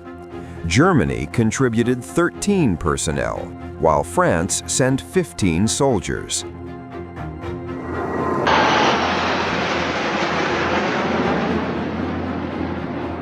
France has decided to join the exercise that was scheduled and launched by Denmark in a sovereign and independent manner as part of Arctic Endurance. An initial team of French military personnel is already on site and will be reinforced in the coming days with land, air, and sea resources. I thank the Chiefs of Staff of the armies for organizing this quickly in coordination with Danish partners and respond to the very concrete requests that were made. This is the role that France must play, to be available and adapt after assessing the threat and stand with a sovereign nation to protect its territory. Meanwhile, the White House reportedly downplayed the European Union's military presence in Greenland. What about Greenland? You reportedly sent troops over there. Does that change at all what the president is doing on this? Well, to your first question on Greenland, I don't think troops in Europe impact the president's decision-making process, nor does it impact his goal of the acquisition of Greenland at all. What is clear is that Greenland can count on us politically. What is clear is that Greenland can count on us politically, economically and financially. And when it comes to its security, the discussions on Arctic security are first and foremost a core issue of NATO. But I also want to emphasize that it is the Arctic and Arctic security, both topics, are core topics for the European Union and matter enormously for us. This is, among others, the reason why we double down on investments and supporting Greenland. You might have seen in the draft budget, we have doubled the amount of financial support to Greenland.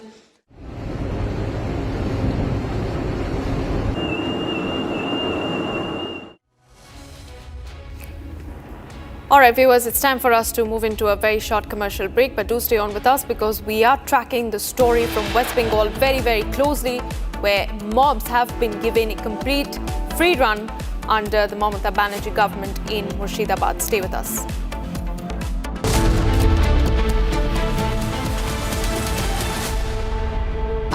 Pure सूजी pasta उबालो मिलाओ और खाओ 8 minute में तैयार क्या taste है सबका राजा hardcore मसाला झुमका तेरा झुमका नॉट देयर मेरा काउंटर टॉप टूट जाएगा तेरा झुमका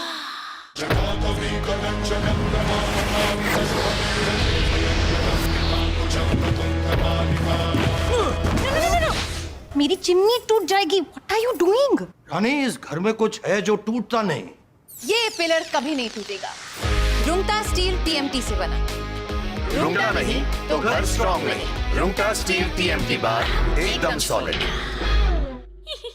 दादी के हाथों का जादू और खुशबू से महकता घर माँ की मुस्कुराहट और खाने की सुगंध MDH गरम मसाला क्योंकि हर रिश्ता है स्वाद से जुड़ा थोड़े में ज्यादा स्वाद यही तो है इसकी खास बात वाओ मामा क्या स्वाद है अरे मेरे राजा मसाला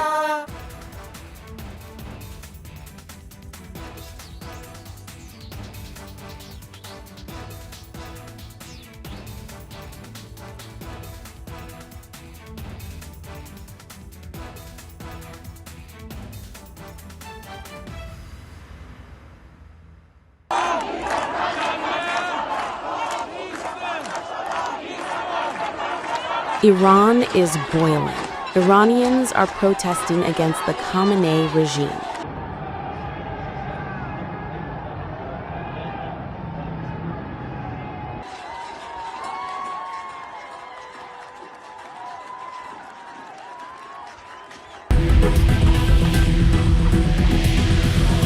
U.S. President Donald Trump has urged Iranians to keep protesting and take over institutions, and has assured them that help is on the way. Well, no, they're starting to, it looks like, and there seem to be some people killed that aren't supposed to be killed. These are violent, if you call them leaders, I don't know if they're leaders or just they rule through violence.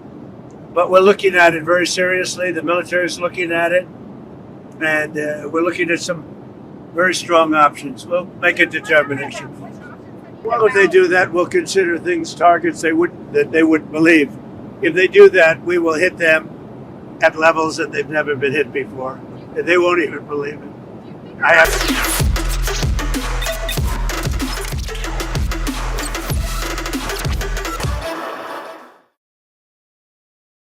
Hi there, welcome back to your favorite deep dive show on stories contemporary and consequential for India. This week, we picked 3, 2 domestic and 1 from foreign affairs. First up, ever wondered how the markets reacted to Moody's downgrades of India in the early years of liberalization? Those ratings agencies acted as a Damocles sword on our economy and a geopolitical weapon to control India's march to progress, as also that of the developing world. Now, India is hitting back with a rating system of its own. We take a look.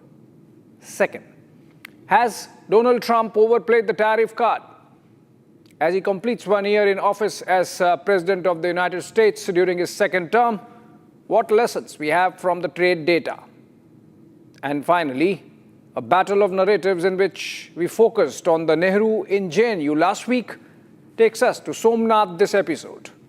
how Prime Minister Modi is setting things right, as in from left of center to right of center, as a national mission. Let's get going.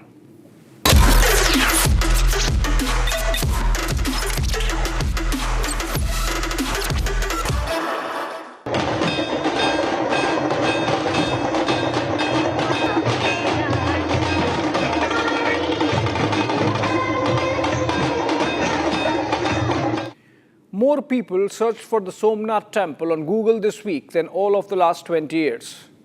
That's the kind of impact Prime Minister Narendra Modi's brainwave of marking 1,000 years of the attack on the temple by Mahmud of Ghazni as Swabhiman Parv, festival of self-respect, had on the masses. The historical site, sacred to a great mass of Hindus, saw repeated attacks and reconstructions over the millennia. And the Swabhiman Parv marked major recorded attack in 1026 by Mahmud. Now, nobody denies the historicity of those attacks. After Mahmud destroyed the temple built by the Solanki king Mularaj in 1026 Common Era, there was another round of demolition that Somnath faced at the hands of Alaf Khan, a general of Alauddin Khilji, in 1299. Subsequently, Muzaffar Khan, a governor of Gujarat, desecrated the same temple in 1394. Sultan Mahmud Begda in 1459, and then during the Mughal reign of Aurangzeb, Somnath was ordered demolished thrice in 1669, 1702 and 1706, by which time it was almost turned into a mosque. This repeated destruction should ideally be seen as evidence of kind of repeated reconstruction that was done by the Hindus over all these years and centuries. But that's where history writing comes into play. Last episode, I narrated how JNU became a left bastion by design and not default. India's first Prime Minister, Jawaharlal Nehru, willed the intellectual spaces of India, from university campuses to the bureaucracy to the cultural institutions, to be filled with left-of-center ideologues, thus providing an inexhaustible supply of talent for his socialist governance. A product of that was history writing, which doctored a sanitized past of India, where either no brutal attacks on our civilization, the likes of which Somnath and Nalanda faced, happened, or if those attacks had to be acknowledged, the scale of destruction and their motivation in the iconoclasm of medieval Islam had to be muted. Enter Romila Thapar, a professor emeritus of JNU. Yes, the same JNU we discussed. She is variously described as a celebrated historian or doyen of Indian historians, who as recently as 2023 wrote a book on Somnath. This is what she writes. In 1026, Sultan Mahmud of Ghazni raided the Hindu temple of Somnath. The story of the raid has reverberated in Indian history, but largely during the Raj. It was first depicted as a trauma for the Hindu population, not in India, but in the House of Commons in London. This is according to Thapar. The triumphalist accounts of the event in Turco-Persian chronicles became the main source for most of the 18th century historians. It suited everyone and helped the British to divide and rule the subcontinent. That's what Thapar says. For her, the temple was destroyed by Mahmud in search of a medieval Arab goddess, Manat, and not because he saw in Somnath a symbol of Hindu civilizational pride.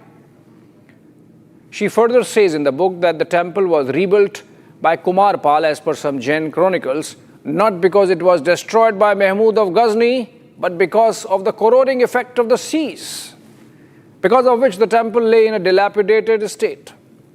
Such chicanery of words, and guess what? The likes of Thapar made a lifetime, complete with Padma Awards, out of this intellectual dishonesty, courtesy Nehru's patronage.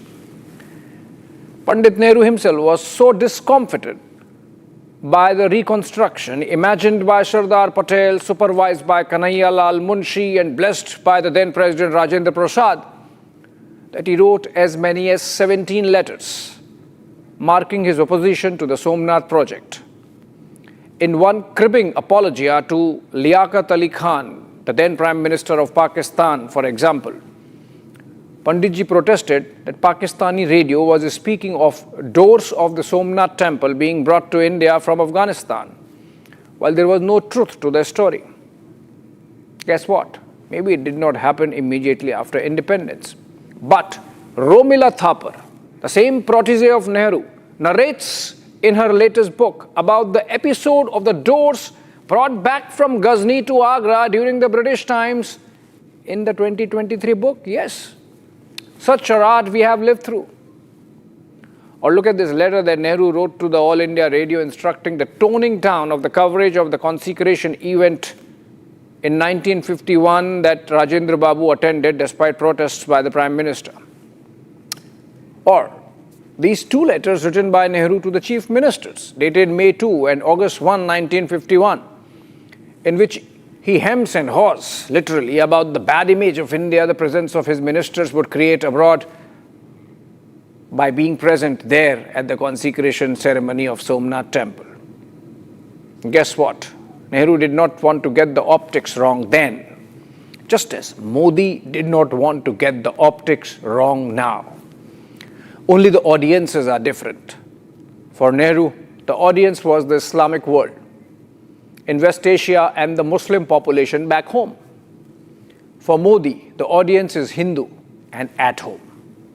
Irony is that Modi has been bestowed the highest civilian honors by at least a dozen Islamic nations, including Saudi Arabia, the custodian of the two holy mosques of Islam. The fact is, they care two hoots about India's internal politics so long as principles of natural justice and good governance are followed. They would not have cared then also, in Nehru's times. Just that it was only in Nehru's mind that the reconstruction of Somnath conflated with secularism and not reclamation of India's civilizational pride. Modi has corrected that wrong. That takes us to another wrong Prime Minister Modi is correcting, subtly, slowly, but surely. For those who came of age through campuses during India's early liberalization years, the terror of credit rating agencies would be sort of fresh in the minds. They literally determined our collective destinies by throwing up jumbled soup of alphabets. If you were AAA or AAA, you were in the elite company of Western nations. And the global financial establishment looked at you with benign indulgences, like cheap capital. If you were BB or worse, junk, your goose as an economy was cooked, which happened with India a couple of times with ratings downgrades through the 1990s and 2000s. Despite our size and scale, we were helpless. We did not control the process or the product. Like India, rest of the non-Western world, increasingly called Global South these days, was a mute spectator to a few deciding the fate of the many. Not anymore. There's a pushback. This coming week, India is launching its own yardstick to judge the rest of the world. It's going to be called RNI, Responsible Nations Index. Not exactly similar as the financial ratings, but that's the whole debate. Who gets to decide where you stand in the Committee of Nations? Let me first dig a little deeper into the existing system. Going back to the end of the World War II and the setting up of the Bretton Woods institutions, the IMF and the World Bank, the framework cast US hegemony in stone with dollar as the default reserve currency of the world pegged to the gold, and the transatlantic Western Bloc acting as its guarantor.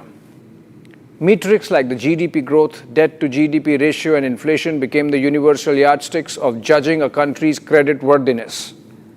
So far, so good. By the 1970s, 3 private agencies monopolized the game. Recall how the mood of the Moody's, standards of S&P or Standard & Poor, or fiddling by Fitch, all 3 US-based, in the case of Fitch, French-owned, would determine the cost of borrowing for nations including India. The big 3 came to dominate almost 100% of the world ratings market by the turn of the century. There's a template of cognitive bias. The big 3 in tandem with the IMF and the World Bank, between them enforce Western ideals. Cut welfare, privatize, open markets, or face higher costs. This essentially became a system like a straw-sucking savings from the global south, funding consumption in the global north, even as the global south borrowed back at premiums dictated by the same biased ratings. It's a rigged game where ratings act as enforcers, limiting sovereignty and perpetuating inequality. Investors treated ratings as gospel. Pension funds and banks face mandates to favor high-rated bonds. Post-Cold War, that is in the 1990s and thereafter, ratings became a geopolitical weapon to align developing states with Western agendas. Argentina's 2001 default followed repeated downgrades amid IMF austerity clashes, crippling recovery. Greece's 2010 debt crisis saw agencies amplify Eurozone woes, pressuring Athens towards privatization. During the 2016 Brexit, while the S&P did downgrade the UK mildly, it hammered Brazil over impeachment, essentially a political process. Venezuela, Russia, Iran, the list is endless. Over time, the biases stood exposed. Emerging markets got harsher treatment than advanced economies, even when fundamentals were similar. It's not just numbers, it's control. During the turn of the century, Asian financial crisis, for example, the S&P downgraded countries en masse, triggering capital flight and deepening the mess. Similarly, during the COVID-19 pandemic years, 95% of the downgrades hit only developing countries, despite milder economic hits than in the West. Why? Geopolitical proximity, cultural biases, and information asymmetries favor the global north. Now the world's reacting, and BRICS is a leading example or leading the charge. Calling out the ratings terrorism of the West during the 2024 Kazan summit.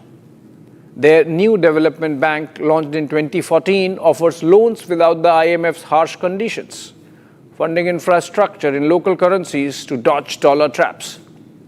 Guess what? Such is the terror of the existing arrangement, even now that the NDB has to comply with sanctions on Russia. But that only proves the point. No more passive acceptance of Western models. Russia, post-2014 sanctions, created the National Rating Agency. China launched Dagong, rating itself AAA. That's where RNI, Responsible Nations Index of India, comes into the picture. A brainchild of Prime Minister Narendra Modi as part of his larger push for Atmanirbharta and shedding of colonial mindset. Why let a declining West dictate the agenda? Look at the metrics. The RNI would be structured around three core dimensions. One, internal responsibility, focusing on dignity, justice, and the well-being of citizens. Two, environmental responsibility, covering stewardship of natural resources and climate action. And three, external responsibility, measuring a country's contribution to peace, cooperation, and global stability. Does not sound like GDP, debt, etc., but that's the whole point.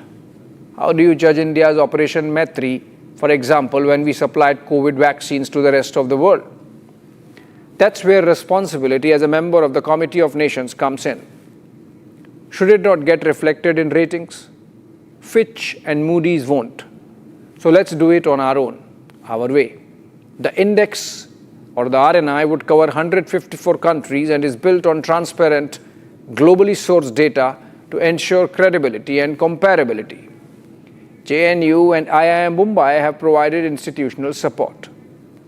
The RNI would be India's first globally anchored framework to evaluate countries on responsible governance, social well-being, environmental stewardship, and global responsibility. The initiative aims to encourage global dialogue on ethics, sustainability, food security, and value-based leadership, contributing to a more balanced understanding of national performance on the global stage. The geopolitics of rating nations is all set to change. Wait till Monday. Moving on to the last segment. This bill would allow... And India also is bullish. Yes, sir. So you put a 25% tariff on India for buying Russian oil. I was at the Indian ambassador's house about a month ago. and all he wanted to talk about is how they're buying less Russian oil. Would you tell the president to relieve the tariff? I really do believe that what he did with India is the chief reason India is now buying substantially less Russian oil. So I hope we pass this bill soon. And after this, they wanted to make me happy, basically. Modi's a very good man. Yes. He's a good guy. He knew I was not happy, and it was important to make me happy. They do trade, and we can raise tariffs on them very quickly, and it would be very bad for them. It's been a year of tariffs, but tariffs as Donald Trump completes one as President of the United States next week in his second term. But reports and numbers on the trade front are not what the Trumpist stars or the mega supporters of Trump would have loved to hear. India's merchandise exports to the US during April-December period saw an almost 10% jump, rising to approximately US $66 billion, compared to US $60 billion in the previous year. In the month of November itself, the year-on-year increase was a hopping 22% at US $7 billion. Even with punitive tariffs in place, industries like electronics, which are up 16%, marine products up 11%, pharmaceuticals up 5%, and engineering goods stayed strong. Overall exports also showed a rising clip of 5%. In December of last year, that is 2025, India's overall merchandise exports reached US $38.5 billion, a 2 percentage point increase year on year. And the 9-month cumulative exports edged 3% to US $330 billion. India's export surge defies the odds. Weren't we supposed to fold under Trump's reciprocal hammer?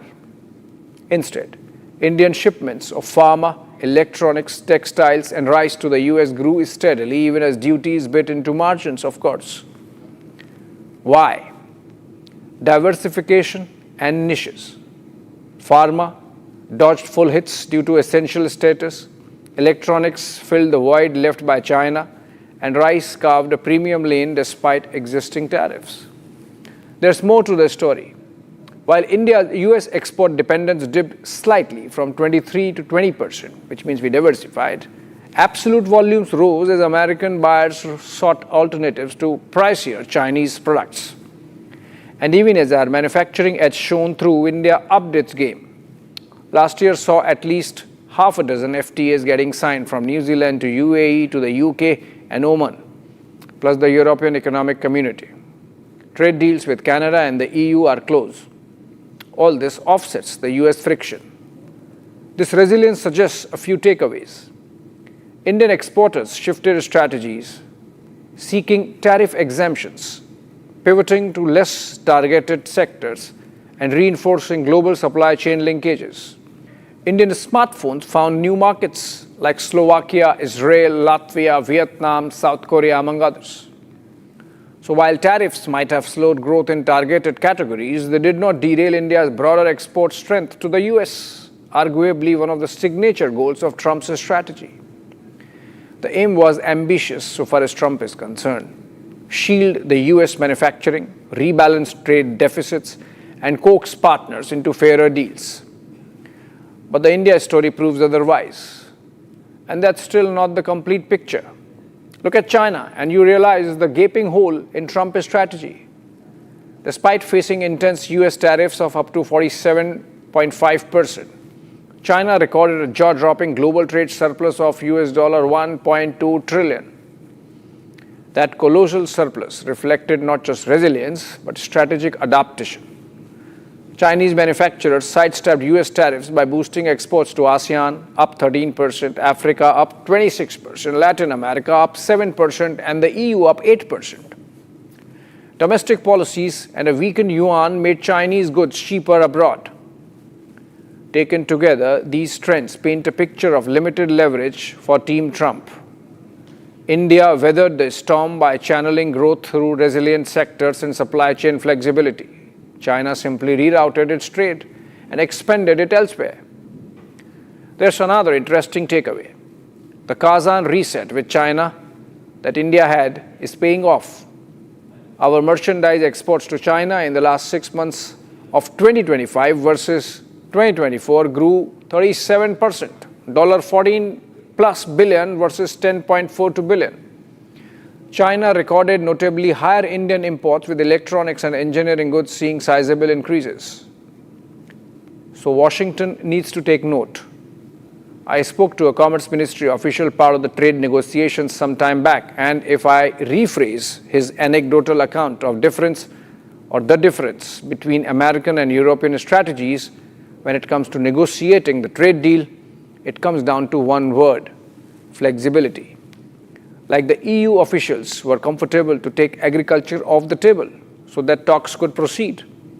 Unlike in the case of the United States, where stalemate is centered around the GM crops and the dairy sector. Also, and that's a big factor, the official told me that he sensed that the American team came with a strong brief but limited freedom in terms of give and take. Obviously, because everything has to go right up to the top, to the White House. Why have tariffs seemingly failed? For one, substitution effect. Tariffs create vacuums that others fill. Basic economics Trump overlooked. As Chinese goods got pricier, India ramped up low-cost alternatives like generic drugs, replacing pricier Chinese APIs, or textiles dodging full steel aluminum add-ons. US importers did not reshore, they swapped suppliers, keeping trade volumes high. Data shows only 17 of the 57 targeted nations cut deals with Trump, leaving heavyweights like India and China defiant. Meanwhile, US manufacturing jobs flatlined.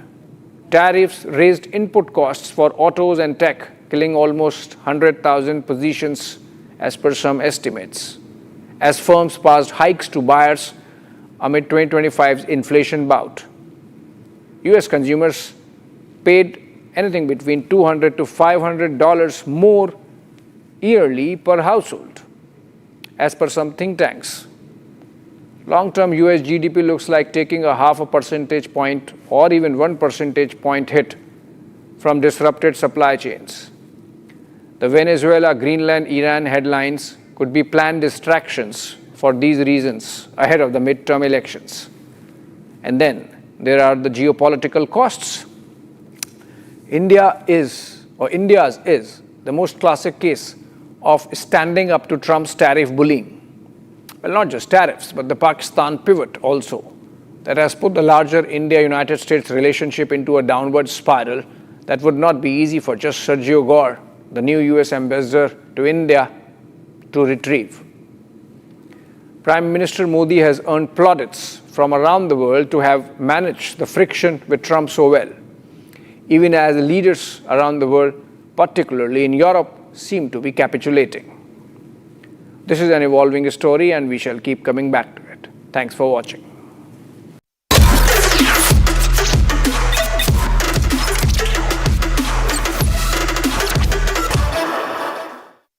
MDH की हल्दी मिर्ची धनिया करे कमाल, ये रंग दे, ये खुशबू दे, ये तीखा, ये कम पड़े, क्या निराला MDH मसाला।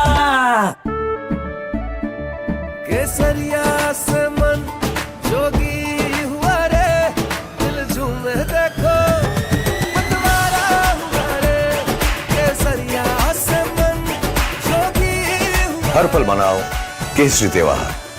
विमल, बोलो जुबान Kesari.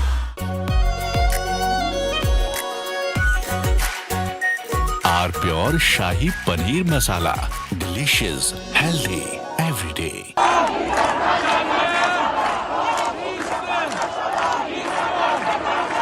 Iran is boiling. Iranians are protesting against the Khamenei regime.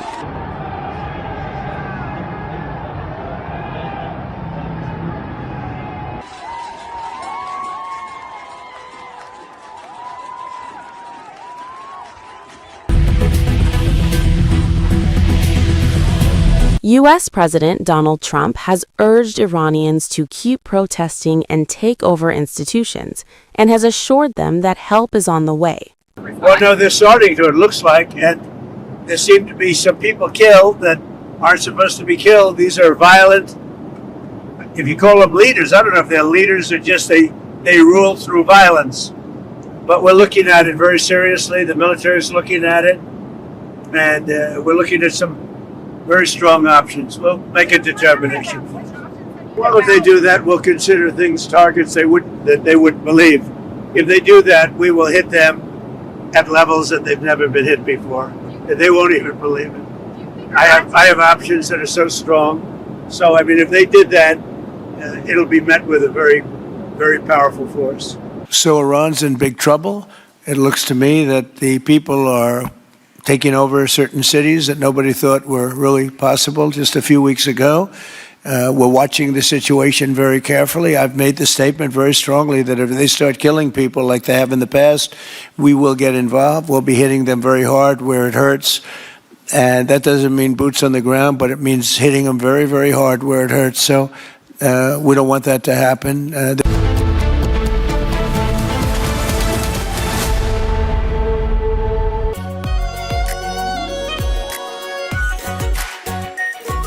Pure Shahi Paneer Masala.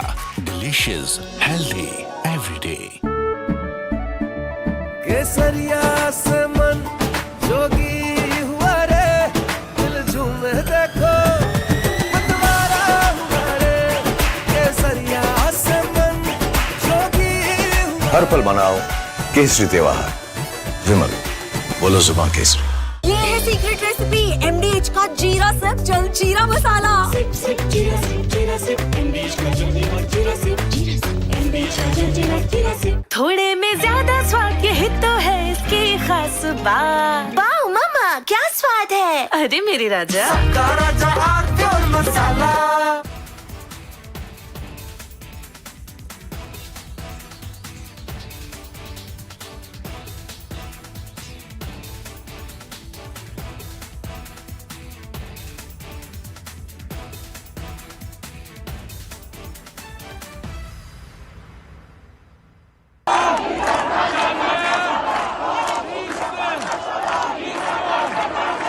Iran is boiling.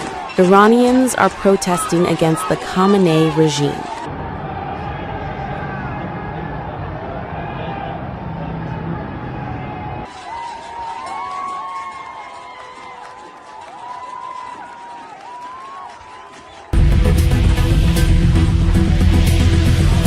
U.S. President Donald Trump has urged Iranians to keep protesting and take over institutions, and has assured them that help is on the way. Well, no, they're starting to, it looks like, and there seem to be some people killed that aren't supposed to be killed. These are violent, if you call them leaders, I don't know if they're leaders or just they rule through violence. But we're looking at it very seriously. The military is looking at it, and we're looking at some very strong options. We'll make a determination. Well, if they do that, we'll consider things targets that they wouldn't believe. If they do that, we will hit them at levels that they've never been hit before. And they won't even believe it. I have options that are so strong. So, I mean, if they did that, it'll be met with a very, very powerful force. So Iran's in big trouble. It looks to me that the people are taking over certain cities that nobody thought were really possible just a few weeks ago. We're watching the situation very carefully. I've made the statement very strongly that if they start killing people like they have in the past, we will get involved. We'll be hitting them very hard where it hurts. And that doesn't mean boots on the ground, but it means hitting them very, very hard where it hurts. So we don't want that to happen. There have been cases like this where President Obama totally backed down. But this is something pretty incredible that's happening in Iran. It's an amazing thing to watch. They've done a bad job. They've treated their people very badly, and now they're being paid back. So let's see what happens. We're watching it. U.S. has proven its military capacity in Operation Midnight Hammer, where the United States military bombed Iran's nuclear facilities. U.S. From Asia's largest news headquarters, setting the agenda for Bharat.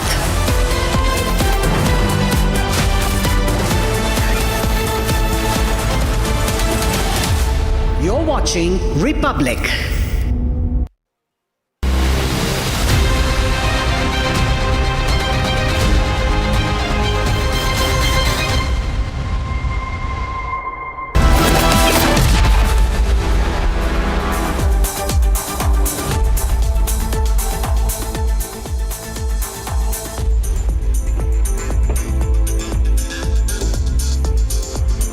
A very good evening, viewers. You're watching the Saturday edition of 6 Stories at 6 with me, Rakshita Mishra. Viewers, we'll start with the shameful comment that has been made by the Congress MLA from Madhya Pradesh over rapes. He has justified rape, what he calls a rape theory. It's Phul Singh Baraiya justifying rapes and uses casteist slurs as well. And then a picture of him with Rahul Gandhi also sparks more outrage. Story number 2 on 6 Stories at 6. Hypocrisy taking over in Beldanga, West Bengal, an area that is very, very close to the Siliguri corridor. The Chicken's Neck highway leading up to the Siliguri corridor has been blocked today by the mob. And what we saw was the administration being a mute spectator. And on a day when the Prime Minister was visiting the state, violence breaks out in Beldanga. Meanwhile, the BJP versus Mamata over infiltration, over SIR is only blowing up. And after the saffron sweep in BMC elections, the threat of resort politics is yet again looming in Maharashtra. We'll tell you about that. Also, on the show, we get you what Karnataka's LOP has written to the Railway Minister, Ashwini Vaishnav, what he calls is an illegal migration route, and why Bengaluru is becoming the illegal migrant hub. And last but not least is the controversy surrounding A.R. Rahman's claims with his comments on Bollywood communal bias, what he calls is a power shift that has led to him getting less work in the industry. Let's start with the shocker coming in from Congress MLA. Sitting Congress MLA, Phul Singh Baraiya from Madhya Pradesh has triggered a storm after making horrific remarks, shameful remarks that clearly justifies rape, demeans women from SC, ST, scheduled caste, scheduled tribes and OBC communities, while misusing religion and scriptures as well. He cites some scriptures and he creates a rape theory. Very shameful comment, and it has been slammed by different corners. The BJP has also taken aim, and now what has happened is that Rahul Gandhi, who happens to be in Madhya Pradesh, happened to be in Indore today as well. His photograph, him posing with Phul Singh, has only caused more outrage. By the way, there has been no action, not even a word of condemnation from the Congress party. Here's more. Phul Singh Baraiya, Congress MLA from Madhya Pradesh, a lawmaker, making statements that appear to justify rape. He claims the scriptures say if one cannot go on pilgrimage, then intercourse with an SC woman gives the same merit. He goes further, saying that there are no beautiful girls among SC, ST and OBC communities. And then comes the most disturbing claim, that seeing a beautiful girl can distract a man and rape can occur. A statement that shifts blame from the criminal to the victim. A video of his speech quickly went viral on social media, spreading shock and disbelief across the country, across political lines. Condemnation is pouring in. The BJP says this is not an isolated remark but a dangerous mindset. Says that there are no beautiful women in SC, ST, OBC community and hence some other women are raped. This kind of disgusting mindset is being shown towards Hindu Astha also, and also towards women and their issues related to safety. Religious leaders are also outraged over misuse of sacred texts. मैं पूरे संपूर्ण समाज से यह निवेदन करूंगा और खास तौर पे कांग्रेस पार्टी के वरिष्ठ नेताओं से कि ऐसे नीच बुद्धि, ऐसे घृणित विचारधारा की व्यक्ति को तत्काल पार्टी से निकालकर बाहर करो. The row has intensified because Baraiya was recently seen sharing the stage with Rahul Gandhi during his visit to Indore. As Gandhi remains silent on the controversy, the BJP accuses the Congress leadership of protecting leaders who hold dehumanizing and misogynistic views against women and backward classes. Not just apology, the demand is for accountability. Opposition parties say such remarks insult women, demean SC and ST communities, and weaken the fight against sexual violence. Statements that many call misogynistic, casteist, and dangerous. Meanwhile, watch how, when confronted, the Congress MLA brazenly stands by his statement. Congress विधायक फूल सिंह बरैया मेरे साथ हैं, उनसे बातचीत में करूंगा। Sir, आपका statement हमने सुना जिसमें आप कह रहे हैं कि खूबसूरत लड़की देखकर मन विचलित होता है, रेप हो सकता है। इस पे झूठ झूठ झूठ, ये आपने नहीं बोला? नहीं, आपका स्टेटमेंट है, वीडियो है। मैंने बोला तो कर sense. Right, we're cutting across to Prime Minister Modi, who is right now in Assam, in Guwahati, after his visit to Bengal and a rally in Malda. Now we see the Prime Minister arriving in Guwahati, and this is the latest visual. PM on a visit to Guwahati. Back-to-back visits for the Prime Minister, and just this evening he's going to in fact witness 10,000 Bodo dancers perform the Bagurumba during Assam visit. We'll flag off first Vande Bharat sleeper train that of course happened in Bengal, and he is going to perform Bhumi Pujan for Kaziranga elevated corridor in Assam as well. And this is pole-bound Bengal and Assam rally, big infra push by the BJP. It's a 2-day program for the Prime Minister in Assam. It's a 2-day trip, Saturday and Sunday. Tomorrow also he will be participating in major cultural and developmental programs.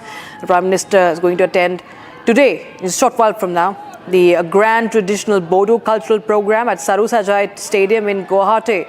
And the highlight of the evening will be Bagurumba Doho 2026. That's a historic cultural event celebrating the rich heritage of the Bodo community. And during this event, more than 10,000 artists from the Bodo community will be performing the dance in a single synchronized presentation. And in fact, these are artists representing 81 assembly constituencies from 23 districts of Assam who are going to take part, making it one of the largest cultural performances of its kind in Assam. And tomorrow he will be performing the Bhumi Pujan for the Kaziranga Elevated Corridor project. It's an ambitious infrastructure initiative worth over 6,950 crore rupees, 86-kilometer long project, officially the 4-laning of the Kaliabor-Numaligarh section of NH 715. Aniruddha, my colleague, joining us live on the broadcast from Guwahati. Aniruddha, tell us more about the Prime Minister's schedule and the significance of this cultural program that's going to happen in a short while from now. The Prime Minister is going to attend. Aniruddha. Yes, Rakshita. Can you kindly repeat the question?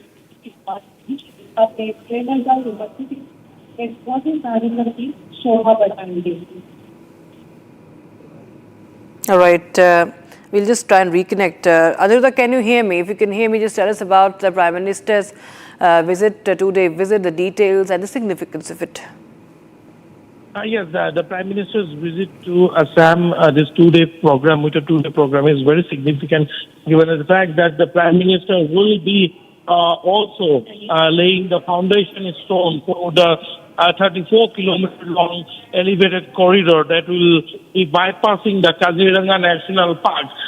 This project in itself speaks in volume about, the government's commitment towards wildlife and nature, and also while ensuring development and infrastructure tools in the northeastern region. The Kaziranga National Park is the largest home to the same one-hand rhino, and the elevated corridor will ensure from now on that there is no disturbance to the traffic movement or the movement of animals within the park, as most of the transports will be bypassing through the elevated corridor. But before laying the foundation stone for the elevated corridor, which is scheduled tomorrow, today the Prime Minister will witnessing a historic performance of Bagurumba Doho 2026, wherein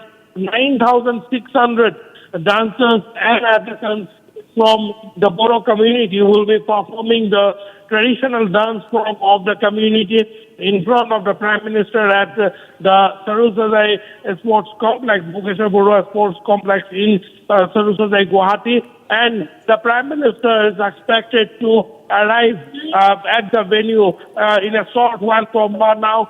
We are being told that he has already entered the sports complex and he is on his way to the main venue where this historic performance will be taking place. Remember, earlier also, on two accounts, showcase of Assam's rich culture and vibrancy was witnessed by the Prime Minister himself when more than 20,000 dancers, Feud dancers, performed the Feud dance earlier. And on the second occasion when Jumur Binondini was organized and the Prime Minister also witnessed that spectacular performance last year. And this time, as assured by the state government, they are organizing this Bagurumba Doho 2026 in front of the Prime Minister, in presence of Prime Minister, where 9,600 artisans, dancers, singers, drummers will be performing to the rhythm of Bagurumba, which in itself speaks not only about the rich, colorful cultural fabric of the state of Assam, but also showcases the tribal lifestyle, the tribal region, enriched by its colorful display of various traditional dance forms. Rakshita. Right. Absolutely. And in fact, infiltration is going to be the hot topic when it comes to both these states. It's one of the biggest issues that the BJP is, of course, pushing against, from Bengal to Assam. Aniruddha, infiltration has been on top of agenda as far as the BJP is concerned, and we expect that in the coming days the campaign for SIR and against infiltration to flush out the infiltrators will be only picking up pace, and the campaign is also going to be designed that way in those districts. The Prime Minister who had visited the Northeast region for more than 85 counts so far. And with each and every visit, he has rightly placed Northeast, Assam, be it any other state of the Northeast, for Arunachal Pradesh, for Manipur, Mizoram, Nagaland. Whenever the Prime Minister visits the Northeastern region, there have been tremendous push as far as infrastructure development is concerned, as far as connectivity is concerned. And this visits during the elections are also can be seen as a massive, infrastructure push. But as far as other issues are concerning, last time also when Prime Minister was here, he spoke in detail in depth about the issue of immigration and infiltration, which is still slurs over the people of Assam, and which has also pushed the Assamese community into a danger zone as far as the demographic pattern shift in the state of Assam is concerned. And during the last visit of Indian Home Minister also, Amit Shah, when he was here, Indian Home Minister has also stressed upon how infiltration and demographic threat has, pushed the Assamese community and its culture and heritage into brink of extinction in several districts of Assam. There are at least 12 districts in the state of Assam which have been completely demographically in a different way from what it was in 1951. And this polarization of the demographic shift in the state of Assam is going to be definitely one of the most talked about topic, or the most, sought after issue after these elections as we approach closer and closer. Right.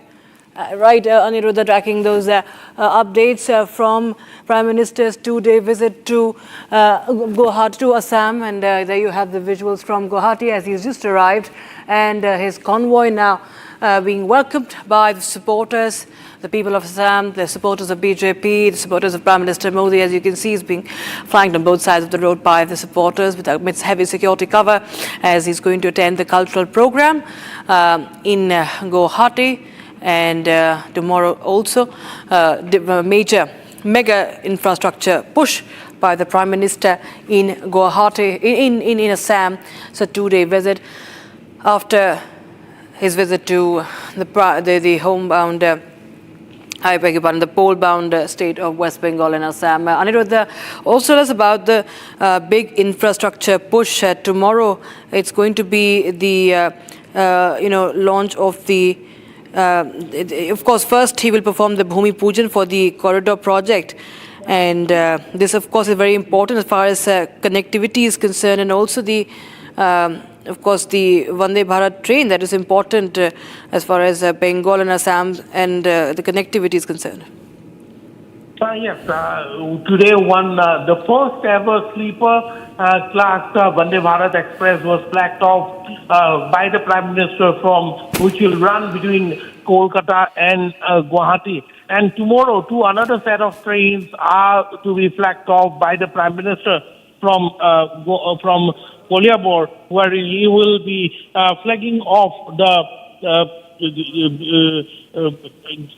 Amrit Bharat Express from Dibrugarh and another from Guwahati to Rohtak, and this too will definitely give a major boost to the railway connectivity in the northeastern region. Apart from the railway connectivity that we have been talking about, there has been a massive push as far as highway and road infrastructure in the northeastern region is concerned. And as I was telling you earlier, Rakshita, telling our viewers earlier, that this project, which the Prime Minister will be attending the Bhumi Pujan of tomorrow and laying the foundation in stone for the 34-kilometer long the Kaziranga elevated corridor.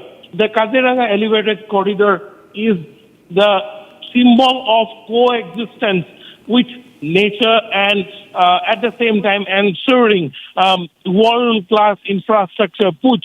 This is what it can be termed as. This project, which will be built at a cost of 6,950 crore rupees, which has already been sanctioned by the center. This elevated corridor will not only bypass the animal corridors in the Kaziranga National Park, but also at the same time, shorten the direct distance between cities like Bokathat, Jorhat to Guwahati, cities like Dibrugarh to Guwahati. The distance that it takes will be shortened by at least an hour. So yes, that is going to be a massive infrastructure push as far as the southern bank of Brahmaputra is concerned. This will be a trendsetter, or you can say that this is going to be a game changer as far as connectivity is concerned, because now if a tourist needs approximately 4 to 5 hours to reach Kaziranga, then with this elevated corridor in place, they can shorten this distance by from 4 hours to at least 3 hours. So apart from that, the movement, the free movement of the elephants and other animals, there are multiple animal corridors. When you cross the Kaziranga National Park, there are at least more than 30 busy animal corridors through which animals often, crosses the highway, and that has resulted in many numbers of fatalities on the animal side as far as during peak flooding season in the national park is concerned. So yes, this elevated corridor, which is expected to be completed within a very short span of time, they are expecting to complete this project by the next 3 years. So yes, this is going to be another major infrastructure push that the state of Assam is going to witness with the Prime Minister's visit tomorrow and the laying off of the foundation in stone. And in the days to come, before announcement or declaration of the elections here in Assam, it is being expected that some other key projects will also be started in this region. Right. Assam, has emerged as, central in party's poll strategy for, amongst the states that are, of course, coming in, will be going into elections, Bengal being one. But Assam, you see, Aniruddha, Prime Minister, this is Prime Minister's second visit to the state in around 3 weeks. And, back-to-back visits that only show that it is a central part of BJP's poll strategy now. And it, of course, remains the largest state in the northeast. And a strong performance, of course, is crucial for the BJP to retain the dominance in the region. And also, of course, the importance of Assam is that what happens in Assam is also something that is important to take control of what is happening along the border and along the neighboring states as well, given how India is witnessing unrest in the neighborhood. Rakshita, absolutely. It is very crucial to keep the ethnic fabric in Assam intact as the challenges being posed from the neighboring countries are concerned. And in that regard, if we look at how the BJP at center and the state has brought down militancy, particularly in Assam itself, with reduction of tribal insurgency. There was a time, I still remember, when there were at least 30 to 40 militant outfits in Assam. But now we have zero number of tribal insurgent group as far as the entire state of Assam is concerned, and which the Ulfa independent, which is the only now surviving extremist group in the state of Assam. Assam has witnessed a complete transformation from gun violence to a peaceful coexistence among each other. And the sense of belongingness, there was a lack of bridge with the mainland, as it was an idea was conceived at the time that Assam is far away from the mainland. But with the BJP at both at the center and the state, there has been an attempt to ensure that there is no such thing like mainland, and Assam and other northeastern states are very much an integral part of the country. So this message has been sent loud and clear all across the region, and it is not only limited to the borders, internal borders, but also to the international borders, and also even be it China, be it Bangladesh, be it Myanmar. The message that India has sent is very loud and clear that Assam and the Northeast is very much an integral part of India, and both the center Prime Minister